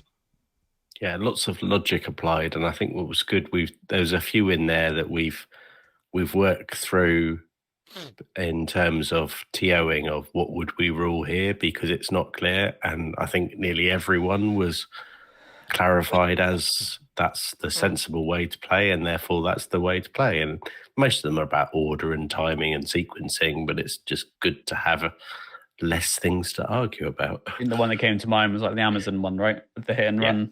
Where, yes. Can you use on a blitz? Blitz has a block, so yeah. And the beer board just being 1d6 as opposed to roll a d6 for every time, and your opponent to be like, oh, if you roll one more d6, I will throw that beer ball across the room. Play Yahtzee when activating a player. To be fair, if you've managed to knock enough of your opponent's players prone that they have to roll a bunch of dice because of beer balls, that's on you. I'm just saying. Like, stop playing dwarves.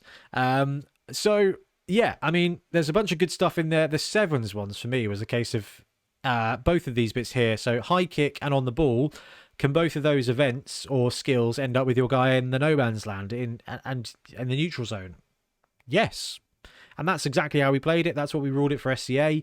The hit and run stuff for Amazons. And I think one thing that is worth talking about before we talk about the two big ones is Estelle's power. When a player is affected by Estelle's Baleful Hex special rule, does this mean the player must be activated last during the next team turn, or that the player cannot be activated at all during the next team turn? Answer: the player cannot be activated at all during the next team turn. I feel like that's how we were going to rule it, but that was quite an ambiguous one. That's pretty great. I mean, we talked about it, didn't we, Ben, about it being like a spell, basically, about being like the College of Life spell. She just activates, chooses a dude, and on a 2+, they can't do anything for the entirety of their next turn. It's good. It's really good. So yeah, like, I mean, this does make her really good to pick. Like, it's what, again, like you say, what we expected, right? Yeah. I was also kind of expecting this to maybe not word it like them to go back on that after we especially discussed how good it is. But no, take us down. Great. That is a fair one, actually. But I think the two biggest ones, the two biggest impacts, there's a load of like really good bits of clarification in there. One that was clarified that I think is really important, but doesn't massively change anything, was the Bombardier one. If a player making a throw bomb special action fumbles the bomb, does this cause a turnover? No, I know that there's been a lot of like confusion around what causes turnovers, and quite frankly, guys, if you watch some of the Bonehead Championship where we used bombers, we probably got some stuff wrong, because actually there's a lot of like if this but full moon Tuesday then fumble. It's kind of, there's a little bit of that. Actually, now we know that a bomb can never cause a turnover unless it hits the player on your team with the ball. Otherwise, you just go nuts. If you fumble, it doesn't matter, because a bomb places players prone, doesn't knock them down, so you don't get that turnover, which I think is really good, because that just means that bombardiers are better now. So that's nice. And I think we'll come and talk about bombardiers in a moment when we talk about the Almanac stars. But the two biggest ones, one, basically fixing throw teammate. This is really great. And finally. Yeah. So This- teammate was awesome, right? The beginning of the edition. Then in May it became unawesome, and now this is how it stands. A throw teammate will result in a fumble if you throw the guy with the ball and for whatever reason they end up splatted on the ground. If they don't land successfully, the ball comes out, it's a turnover. Or if you throw a guy and he hits one of your own guys, regardless of whether that other guy was standing or not. Though that's the only point that causes a fumble. The rest of the time, you absolutely fill your boots. And I love this. Ben, what do you reckon? This was really good. Like, I remember playing in the last league we did. It was against Greenskill Phil. He was playing his Orcs. And he was just so... I remember there were times when I was just like... I was thinking just like, is he going to throw teammate? And I think I asked him at some point, and he was just like, I'm going to pass it. I'm just like, you could do a throw teammate or something. And he was like, no, it's just not worth it anymore. It's just like, oh, that's so sad. Like, the, just the like, chances of it going wrong are so high, and therefore it has to be something you did at the end of the turn. And you're like, oh, but I don't want to do it at the end of my turn, because if it goes right, it can't be the last thing that happens. Yeah, exactly. I think it was when he was trying to break open a cage or something. He's like, you got a goblin right there, use him. But just like, no. So this massively opens it up in two different ways. One, like you guys are saying, actually, you get a free bombardier. It's going to cost you a player, but you get a chance to just throw and or kick a guy at other guys to play Blood Bowl 10-pin bowling, which is wicked, and it can definitely alter the game state. Like you said, Ben, it's not the thing you want to do last, because it's too late. The second thing is defensive paratrooping is now back, which I love, which is, chucking a stunty guy on defense over the line to the other side and just have them harass in the backfield is great. If you chuck a snotling or a goblin the other side of the line and just have them be there, your opponent's going to be forced to chuck one or two of their players onto that player. And normally that's going to win you a bit of TVOP. They chuck a couple of linemen to guard that goblin in the backfield. That's 100k of their players against 40k of yours, right? And you're only ever a couple of 3+ dodges away from a bad block, or just literally basing the ball carrier and forcing more activations. So paratrooping was great, but when they changed the rule to be like, if it hits anybody, it's a turnover, it was just kind of like, well, I'm trying to throw my player the other side of the line. There are players there. There's a high likelihood I'm going to hit somebody. But now it's a case of, cool, my troll, now Gronk, when I'm playing the Black Orcs again, can chuck a goblin the other side of the line. If it hits a guy, sweet. If he gets back up again, even sweeter. Cool, let's shake this up and see what happens. And I love that. I love it's back. I think it's pretty clear now. I'm very happy with this one. Yeah, definitely. I think it's good for Blood Bowl. Yeah, it's the right thing. Needed done. Looks pretty clear. Well done. Ogre-tillery's back on the menu. Exactly. Yeah. Ogres have done well in the last 24 hours. Knockstock and 2 smoking Noblars. So the other one, which has been a little bit contentious based on the way Games Workshop write their rules, they do their best to make them as clear as possible. Sadly, sometimes just the act of trying to define things really clearly means that certain things are not defined, which then makes it very unclear as to if they're not being included because they're excluded, or because they don't need to mention them because they're not affected by the rule. And this one has changed up something that, if it's the way we're reading it, I think is really good. It might be terrible.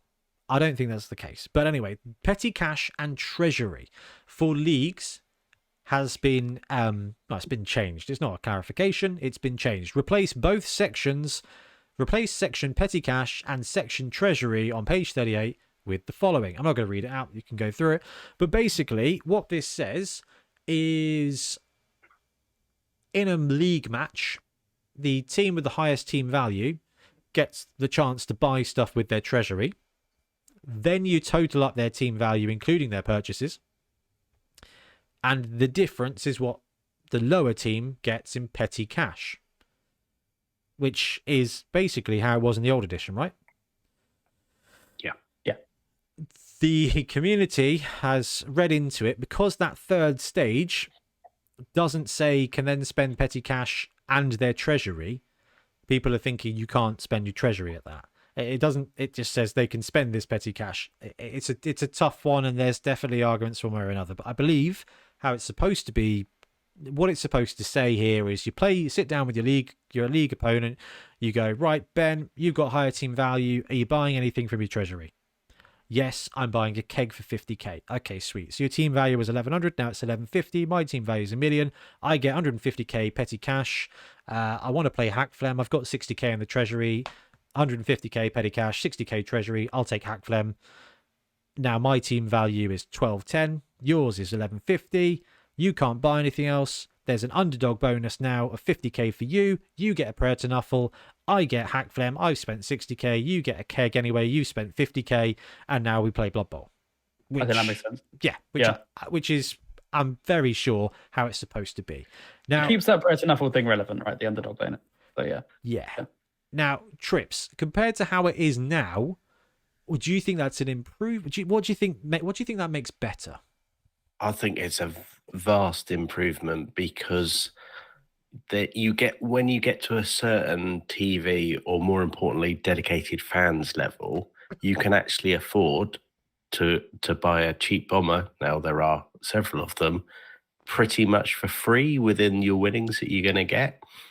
And when you were doing TV and then buying things at the same time, it automatically gave your opponent a prayer to Nuffle, but a bomber is much better than a prayer to Nuffle 80% of the time. So it was almost not doing what inducements are there to do, which is try and help level up. It was actually forcing a bigger gap in detail. So I think by just changing that sequence, you're basically going, if you buy something, and it's the classic, if you buy a bomber, I will also be able to buy a bomber.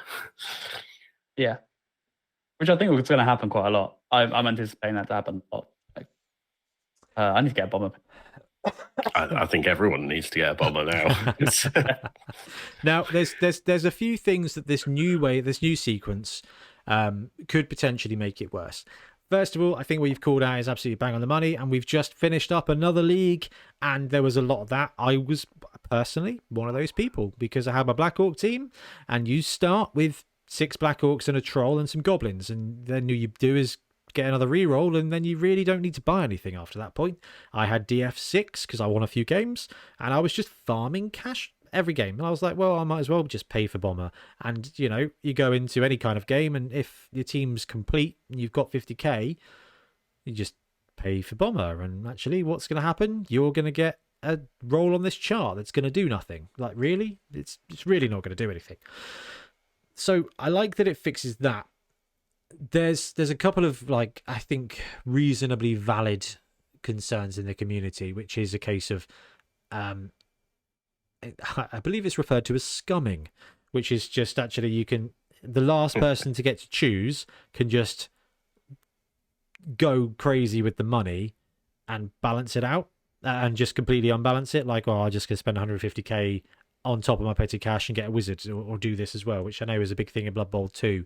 There's a case of just getting that cash up and doing it.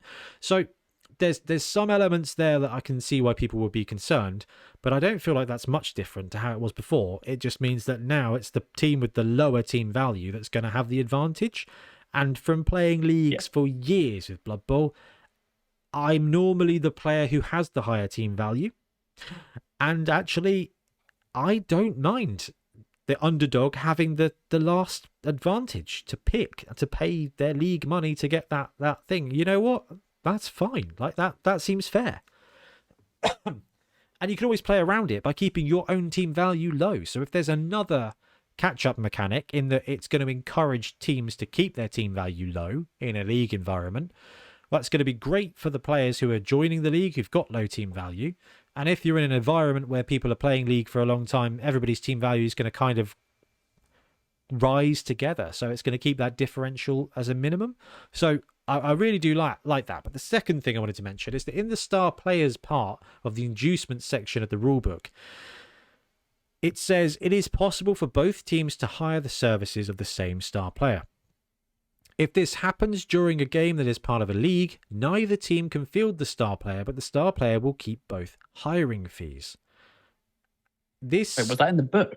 Yeah, this is something that we've not been doing very well, and that's partly on us as a league and partly on tour play, because actually, I don't think that's built into tour play, and no, Good. both the leagues I've been playing in, you become heavily reliant on I'll do what tour play tells me to do next. yeah, there's a lot of that, and which is really, it's a massive strength, but also it can affect things.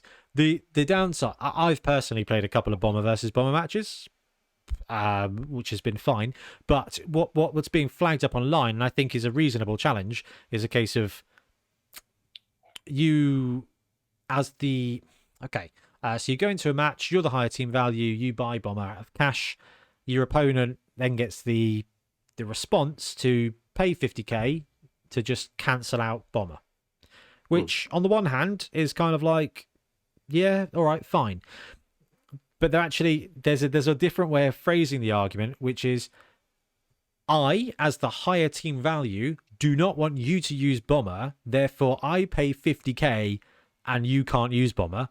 And if you don't pay 50k so that I can't use bomber, I've got bomber. If you don't have 50, it's a weird one. It's like, it's a really weird one. And I know I made a little capitalist joke earlier, but it's kind of an interesting one. Ben, what's your take on that angle? Yeah, that's not good. I feel like, especially with this new rule now, I would heavily advise league administrators to pretend that line doesn't exist. I didn't even knew it existed until about 3 minutes ago. So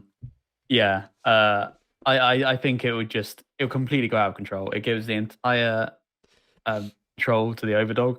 It's like, I don't want a star in this game, so I'm going to buy hack. You can't. So yeah, you I will can't deny use it.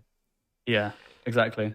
Yeah, I mean, on the one side, the prospect of everybody always paying 50k to never use bomber and to never have bomber in the game, Trip's probably feeling quite good as a rule for you right now. I'd go opposite to Ben. I'd be like, yeah, there's a bit of tactics in there, and if you were consistently buying something to stop your opponent doing it, but you can only get away with it when you've got enough dedicated fans in leagues to be able to afford that. Otherwise, you are literally throwing away money every game.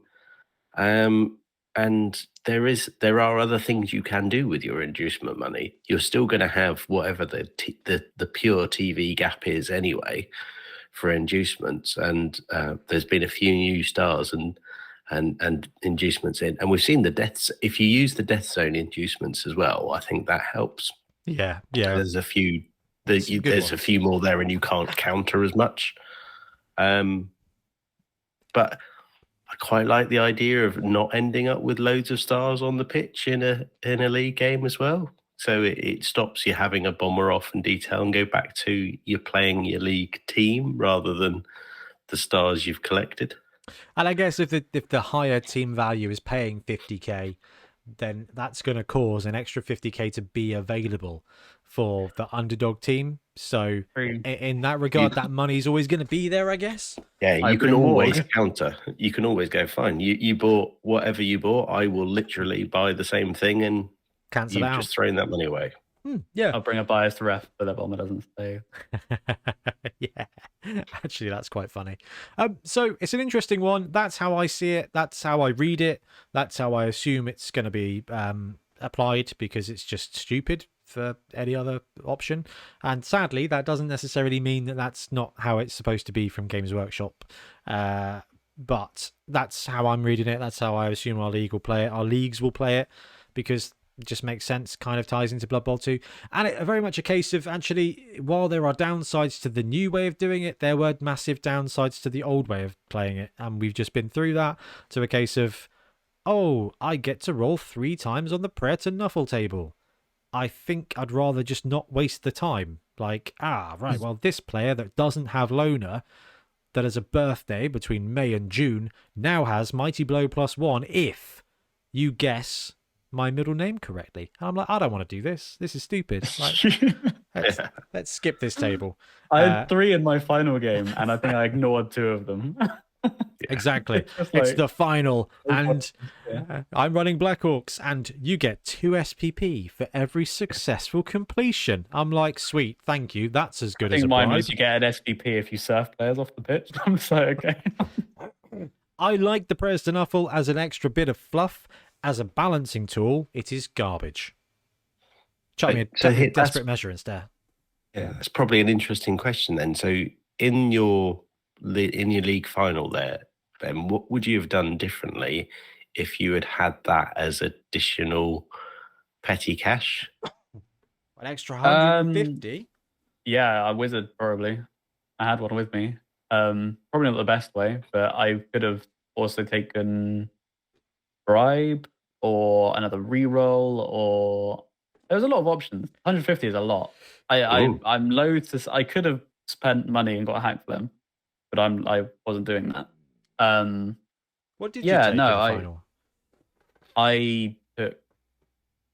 You took. I think I took an induced reroll keg and a coach, and then you had three Prayers to Nuffle. Yeah, Creek. I bought the reroll before. There you go. You could have spent 50k of that cancelling out Bomber, and the other 100k you could have put towards taking Fungus the Loon. Yeah, that probably would have helped. Yeah. Or potentially one of the new star players from the Almanac, which leads us into, I think, probably what I've declared the biggest Blood Bowl meta warp, the biggest meta shift. We've seen it. Bomber is ubiquitous because he is 50k, okay? Which means you can just always afford him. It doesn't matter. You sell a packet of Pokemon cards and you can induce Bomber, which has left a lot of Blood Bowl teams feeling left out because only 10 teams could take Bomber. Well, now another 10 teams in Blood Bowl can take basically Bomber because Cindy Piewhistle has returned to Blood Bowl. And at 50k for a halfling with a Bombardier skill trait and passing 3+ and accurate, she is Bomber in every way except armor and movement. Now, Bomber's got his magical special ability. That means if you catch a bomb, you don't really catch a bomb because LOL bang. But Cindy's got a slightly different skill. We'll talk it because it's just so interesting. Once per game, Cindy may dual wield a bomb or bombs. Okay, so literally she's done running around with a dagger to make her run faster, and she switches to dual wielding. What you have to declare it at the beginning of the Counter-Strike reference. Yeah. It's like what dagger? Okay. Yeah. It is FPS Doug. Run faster with a knife. Anyway, boom headshot time. So you activate her, you say, actually, I'm going to pop her feet, throw 2 bombs. You go through the sequence, you throw 2 bombs, everybody dies. At the end of it, you roll a dice, and on 1 to 3, she's sent off immediately, which I believe does cause a turnover. Probably. I don't know. Yeah, because sent off cause a turnover. I would assume so, but I don't know. It might. You have to check the wording of her special ability. I think sending off is a turnover in every aspect. It would make sense. That means nothing these days. Anyway, so it's Bomber. It's slightly lower movement, slightly lower armor, which I think is quite important because Bomber is a massive target. And yeah, every now and again she gets the chance to throw 2 bombs, but it's going to get sent off 50%. Again, I think that's a reasonable risk. especially because up until today, rolling a 1 on a throw would have been probably perceived as a send-off, and that's 2 chances at rolling a 1, so actually we're only kind of upping it by 16%.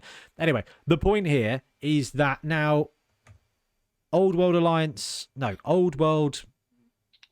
Classic. Thank you, Ben. Yeah, Old World Classic and Halfling Thimble Cup, which actually means nothing because Halfling Thimble Cup is just halflings. Just halflings. Yep. Now get a bomber as well.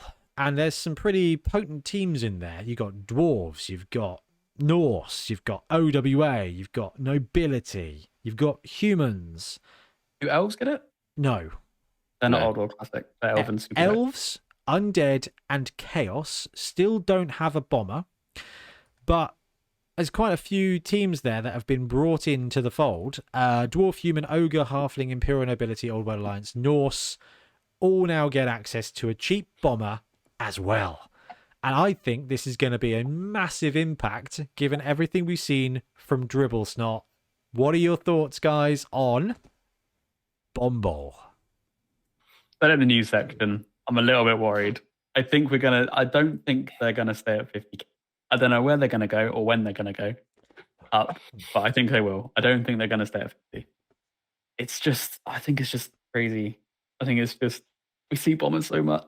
Maybe it's just our exposure. Like we might be an anomaly. I don't know, man. We track tournaments, we run tournaments, we're in 2 leagues of Blood Bowl. We see a lot of what goes on. Yeah. And we had 70 coaches at SCA, another 50 for Bonehead Bowl. A lot of those were different people. So let's say that's well over 100 different Blood Bowl coaches. We're in 2 leagues where a lot of those guys aren't tournament players. Let's add in another 30 players. So that's just 130 that we physically have seen. And then through the podcast, we engage with thousands of other Blood Bowlers. And yeah, I think Bomber might be more hated than Hackflem right now. And now Dwarves, Humans, definitely for me Halflings, after the week. Yeah, exactly. And now another 6 teams have got access to to a Bomber. A part of me absolutely loves it because it's such a cool style player. But the competitive, it's Ben, you actually said it at the beginning of the episode. You said if everyone's special, no one's special, or something like that. Yeah, the Incredibles line. Yeah, I'd love to see the bomber go a little bit up in price because otherwise at 50k they're going to be squeezed in really, really just everything cheaply. I mean, whoever's going to take a wizard when you can on some teams buy 2 bombers and a bribe for the same price as a wizard. Yeah. But the one thing I really like is Cindy's special rule, because how many times have you seen a bomber come on in like turn 7 of a half and you can see the coach going, "Oh, if only I could throw a second bomb." Well, you absolutely can, because you're going to get sent off anyway, so you might as well literally go down in flames. That's really good, actually, Trips. That's a good balancing point. I think in the video for the Almanac Stars, for the FAQ, I sort of said that I think in May they'll go up to 75. I think 80 would be a better place for them, especially if you look at the price of Nobler Blackwort, who's come in at 120. And Fungus the Loon I think is 80. But it feels like Ball and Chains are a little less egregious because they are physical like beings, whereas you can throw a bomb every single turn. Like there's a much greater setup cost for Ball and Chains. Also, you can take them out because they're up in your face. Like you can, and when you hit them, they're gone. Yeah. So yeah. Yeah, it almost should be the same rule for bombers. I feel like it should, yeah. Like chainsaws. That would be a nice change. Chainsaws as well. Actually, if you hit a chainsaw, it's +3 to hitting the chainsaw. If you hit a ball and chain, it's an immediate KO. With a bomber, if you hit the bomber, they're down. They have to get up for a whole turn. Then they can throw again. That's okay. Now, the fact that she's armor 7 instead of armor 8, I think is going to be quite important because I think I've got video evidence of all of us targeting, which is an interesting NFL penalty. But for Blood Bowl, I think it's very much reasonable. targeting various bombers in various games because actually you want to do it, and that's you've got to with a bomber or a chainsaw. You've got to remove that player or effectively go. There's a section of the pitch that I'm not using, particularly with both the bombers having accurate. It's that 2+, 3+ is it's going to work most of the time. It's too easy, and that's why you might get lucky. But that's why I find them so oppressive, and why I think this 50k thing for like a lot of teams is going to be really out of control, because bombs is more than just the bomb. It completely changes your game plan. It forces you to rush. It forces you to target, and it's just like it's so stressful. It's 50k to stress your opponent out, and that's worth the game way state. More. It really does. Forces activation. And this is what I kind of I think about when I think about the bomber and all of these secret weapons. Is that if you've got a secret weapon on, it warps the board. Ball and chain, fine. They are absolutely, you can overcome them. But to overcome them, you have to choose your biggest guy, chuck him in with 2 or 3 other guys to make it happen. And then, fine, I've paid 80k for Fungus the Loon, but that 80k has cost a couple of turns of my opponent basically spending their whole turns targeting him. Bomber I've got him on the pitch. I don't even need to activate him. It's threat of activation. I just have him there. And like Ben's saying, you have to play on one half of this pitch now. Or you have to spend activations trying to punch a hole to target him. And then you've blitzed Bomber instead of my Skaven Thrower. Or you might make a couple more rushes than you would normally do to score quickly. To get away. I mean, apparently it's not as potent as Estelle, but I mean, it basically is. Yeah. It's interesting. It's going to be interesting. Her ability is way better. I will say that. Yeah. I like Bomber's ability, but yeah. Well, whoa. I don't know. I disagree. I think Bomber's ability is just miles better than hers. But that's probably because I'm the kind of guy. Well, it's just really liberating, and I think there's just this visceral satisfaction of throwing it at an elf who catches it on a 2+, and it doesn't mean anything. And you used to play with gutter runners who would generally try and catch it and throw it back, and you'd be the player that would do that. Yeah. So now I'm like, oh, okay, throw it to my gutter. I don't care. 2+, 5+. There you go. Have it back. Here's the question then. So our next tournament will be Beachhead in February. Nothing's going to change rules-wise between now and then, other than all this players coming legal. How many bombers / Cindy are we going to see on the Saturday in a 1.1 million build? Well, I tell you what, we'll do an over/under. Okay, over/under 20% of rosters will have one or more of these bombers in. Over, easy. Okay, we had 10 out of 38, I think, with Bomber at Bonehead Bowl. So that's what, 28%? Over under 30%. Over under 30%. Over. I'd say over. I'm guessing 40% of rosters, which I think has been generous. I think might be over than that. I could see half of them being it. So there's 9 teams that can take Bomber, and there's how many times can you afford, like, you have like 60 rerolls of 60k, but you've got 50k, and you just chuck in a couple of coaches or something. There's so many times that happens. Now you can just put in a Bomber in like so many rosters. It's gonna be so easy to do. Yeah, and now there's 6 teams that can take what's her face, and a total of 8 teams that can take. No, there's 2 teams that can take both. No, just ogres. Ogres can take both. Yeah. And then there's dwarf, halfling, human, nobility, OWA, and Norse who can take Cindy. Yeah. So, because imagine bringing a dwarf team and now being able to go for 50k. I can pop a bomber in just behind my line of dwarfs, and hoo ho. Yeah, I think the likelihood of Chaos Dwarf Bomber versus Dwarf Cindy is potentially the new meta. I mean, interesting. We haven't had dwarves and chaos dwarves really making a. Do you know what? We actually haven't. We've seen a lot of chaos dwarves do well, but not.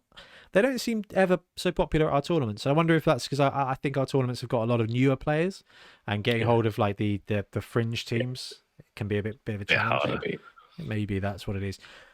Interesting one. A couple other things to mention, I guess, is that Ripper is back, Ben. Oh, my boy, he's back. 5 trolls. The prodigal son returns. Yeah.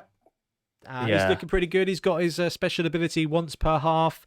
He can re-roll a dice. Oh, it's so good. He comes with a reroll. He's like, what is he, like 200k? He's so cheap. He's 250 and he gets an auto pro, basically. So he can re-roll a dice, or he can re-roll a dice as part of a dive pool that isn't an armor roll. So, and he's got no nega trait. He's strength 6. Yeah. I think That's he's good value, isn't it? It's really good value. He's not the best. He's got no combat skill. His passing's 4+. He's got no special skills. He can't troll vomit. Nice. He's So got I'm going to grab. defend Ripley. He's my boy. No, I was going to say he's a bit of a star of all trades instead of a superstar of one.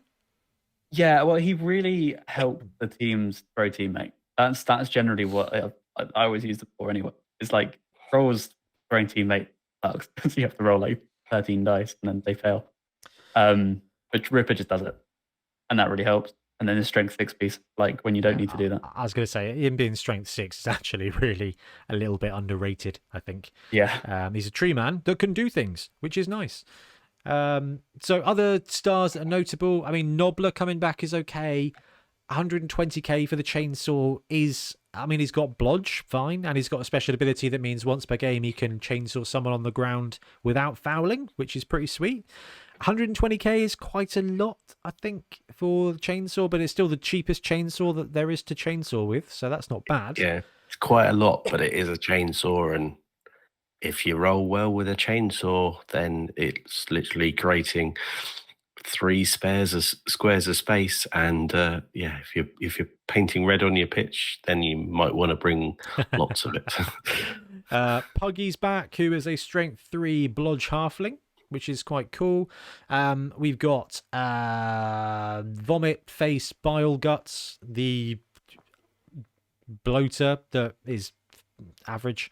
Withergrass Double Draw, who's got Edge busted off season. You know what I was saying earlier when the star players were a teaser for a team coming? Look, he's coming. It's Slanesh. 2 seconds. We're going to circle to that, Ben, because I think you're bang on. Sorry. I think you're bang on the money. So excited. I was waiting for this. Also, we've got Drool and Dribble, which is cool to see them back. 190k for 2 halfling, two skink star players. One who stabs, one who stomps. I love that combo. 190k is not the cheapest, but what it does do is it gives teams like Slan and Amazons access to cheap movement 8 stunty players. So let's not, don't get too stab is really useful against stuff like Hackflame and Bomber and things, but actually being able to take 2 Edge 3 plus stunty movement 8 pieces would be great in any team. So that's great. So Amazons kind of got faster with Drool and Dribble. Look for that to be a kind of sneaky thing. And Scrapper Sawhead, who I used to see him quite a lot, right? Scrapper used to be really, really, really popular. He's stayed basically the same. He's Edge 3 plus. He's got Pogo. He's movement 7 with Sprint, so he's kind of movement 10. And he's got his ability now is if someone passes the ball in the same room, not just on the same pitch as Scrapper, he just stands up and gets that ball. That's a Wow. bit, Okay. it's a Super bit, goblin tactic. It's a bit of hyperbole, but no. Basically, if he would roll to interfere with a ball once per game, he just gets the ball instead. So if you throw a pass kind of in the line of Scrapper, that is just automatically his ball. That is strong. It is, but hey, passing's dead. So we got 4 Badlands Brawls. We got a couple of Halflings. We got 1 Lizard Star. And a couple of Chaos players. So one thing to take away, and Milton was straight on this, is the chances of me getting an Orc or Goblin spike are pretty much gone, because it feels like they've fleshed out all of the Orc and Goblin star players. They've fleshed out the missing Halfling star players. What kind of stars are missing, and what do you think that means? Chaos coming. I like this. Chaos is coming. Slanesh. Yeah, and I don't see a Zinch one there. So Okay. There are no Sylvanian Spotlight, and there are no Elven Kingdoms. So, I wonder what have we got left in the Teams of Legend that is still need to be ported out of that PDF. That's right. Ramesh. Okay, yeah. I'll leave it now. I'll leave it. You go to the sensible ones. Fine. No, I mean, the fact that there are no elves and no undead star players in there, I think is, and it's not a massive stretch, right? We know that they're going to come, so it makes sense for them to leave them out. But the fact they've been left out at this point, I think, is a really good indicator that we are due high elves and vampires, or high elves and tomb kings. It's got to be vamps, because there's so many rumors about them being playtested with Amazons. I think vampires are literally just around the corner, and they're going to arrive with those stars. Yeah, and there was lots of people speaking about it at the weekend, and we've got a real mix for Bonehead Bowl of experienced players and new players and players coming back to it. But there were a lot of people in the room who were like, yeah, vampires drop in January, February, I'm buying a vampires team because I want to play them, and there's a lot of people ready to play them. I'm not sure that they will drop teams based on how they will sell, but yeah, I think a lot of people will play vampires. We could see a real vampire-y Bonehead Bowl next year. I think so. And it's because they've got a different way of playing, a different play style, and the teams that they've got left, they're all going to sell brilliantly. High Elves have got style. They've got a chance to make them a real shootout team, which is going to be awesome. Tomb Kings, you've got the Guardians, and you've got that. I mean, Khemri aesthetic is just awesome. Vampires, they've got awesomest vampire aesthetic plus a different play style. And then Chaos Dwarves are just kind of this weird kind of mid-range powerhouse. So every one of these teams is going to be great. And Ben has massively highlighted the fact that actually there's so much not there that there's so much design space that it could be coming, because Lewd Grip is I don't know if he's Zinch or Slanesh. I think he's Slanesh, right? He's Slanesh. Yeah. It's him and Double Drill, like the pros. Well, Lewd Grip should have been back. Yeah, he was a staple. I saw him load. Yeah, he was an absolute staple. Vomit Face is such a forgettable guy. Double Draw was great. His edge nerf is a bit of a shame. But the fact he's like a tackle piece is really useful. But the lack of Lewd Grip, I agree with Ben, does smack of that's a decision point that they've left him out and inserted old Vomit Face. The question for me is why they've inserted Vomit Face instead of bringing back Tolly Glocklinger or whatever. Or Monstrous Mouth Boy. There's a couple of players, Guffle Pussmore, that they kind of introduced, and they had actual purposes with special rules, right? Or is Guffle Pussmore in it? He's not in it, is he? He got introduced with Monstrous Mouth as a new skill, and then it got rolled into 2020 as a real skill. Yeah, this guy showing up. Huh? I don't even remember this guy showing up. Which one? Pussmore. Oh, yeah. I remember him arriving as a new guy. I feel really bad because this Nurgle guy may be like a really famous and forever player, but I didn't. No one's playing Nurgle. Yeah. I think I might have just missed him. So no disrespect, excuse me, to Nurgle players of old who enjoyed that guy being on your team. But yeah, I mean, I think the lack of those players is a massively strong indicator that we're going to see. I personally still think Vamps will be the next team. Yeah, I think that's sensible. I'd like to see it. Does it line up with the Cursed expansion? I remember when. Or are they done with that? I think this was the last one. Yeah, it said it was here's the last expansion, and then we're going to re-kill the game. Going to move all the remaining vampire ideas they had into the Blood Bowl team. That's fine. I'm fine with that. We'll see Count Luther, surely, because he's one of the ones that are missing. I don't know if they'll include a Khemri star player in the vampire spike. Oh, what, like King was Ramtut. Yeah. Yeah. There's a whole bunch of older star players from the CRP era that I don't know if they'll bring back either. I mean, it's been so long since I've thought about the CRP stars. I'm assuming if they bring vampires in, they'll bring a vampire star, they'll bring a big guy star of their own creation, like a Vargulf or something, and then they'll bring some new guy. They could have like a super troll. You know, if they bring Bloodlust back when they redo the team, there could be a guy who's just like, you know, if he's nearby, they automatically pass, that kind of thing. I could see them doing that. Well, like you could see that as a positional, but I wonder if there's a Ghoul star player that there used to be in CRP. I could see them introducing him.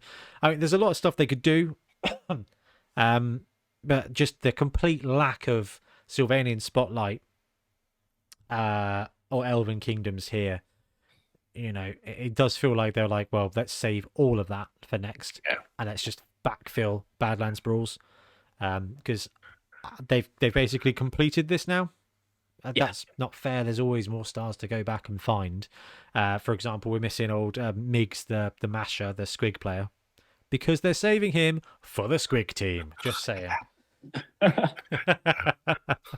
Squigs and Slanesh, Ben. We haven't had any luck. Oh.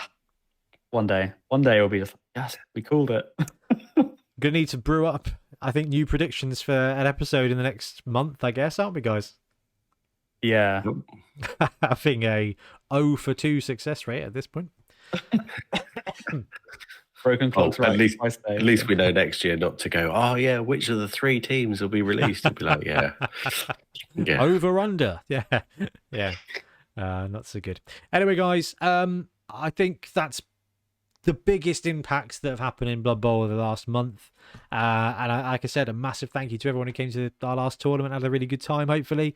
It was brilliant to catch up with you all. And I cannot wait for Beachhead now. We're a little way out. We're going to start ramping up to it soon. And it's going to be really, really, really good fun. But Trips, Ben, anything to add, guys? No? Fantastic. Great to see everyone in the tournament. Yeah. Well, thank you very much for hanging out and chatting Blood Bowl. It's always good to catch up with you both, especially Ben after your last, month of traveling around the rainforest. Great. So good. I do recommend. Right, cool. We are going to wrap up. Thank you very much for watching. We'll be back soon with more Blood Bowl content. Happy blocking.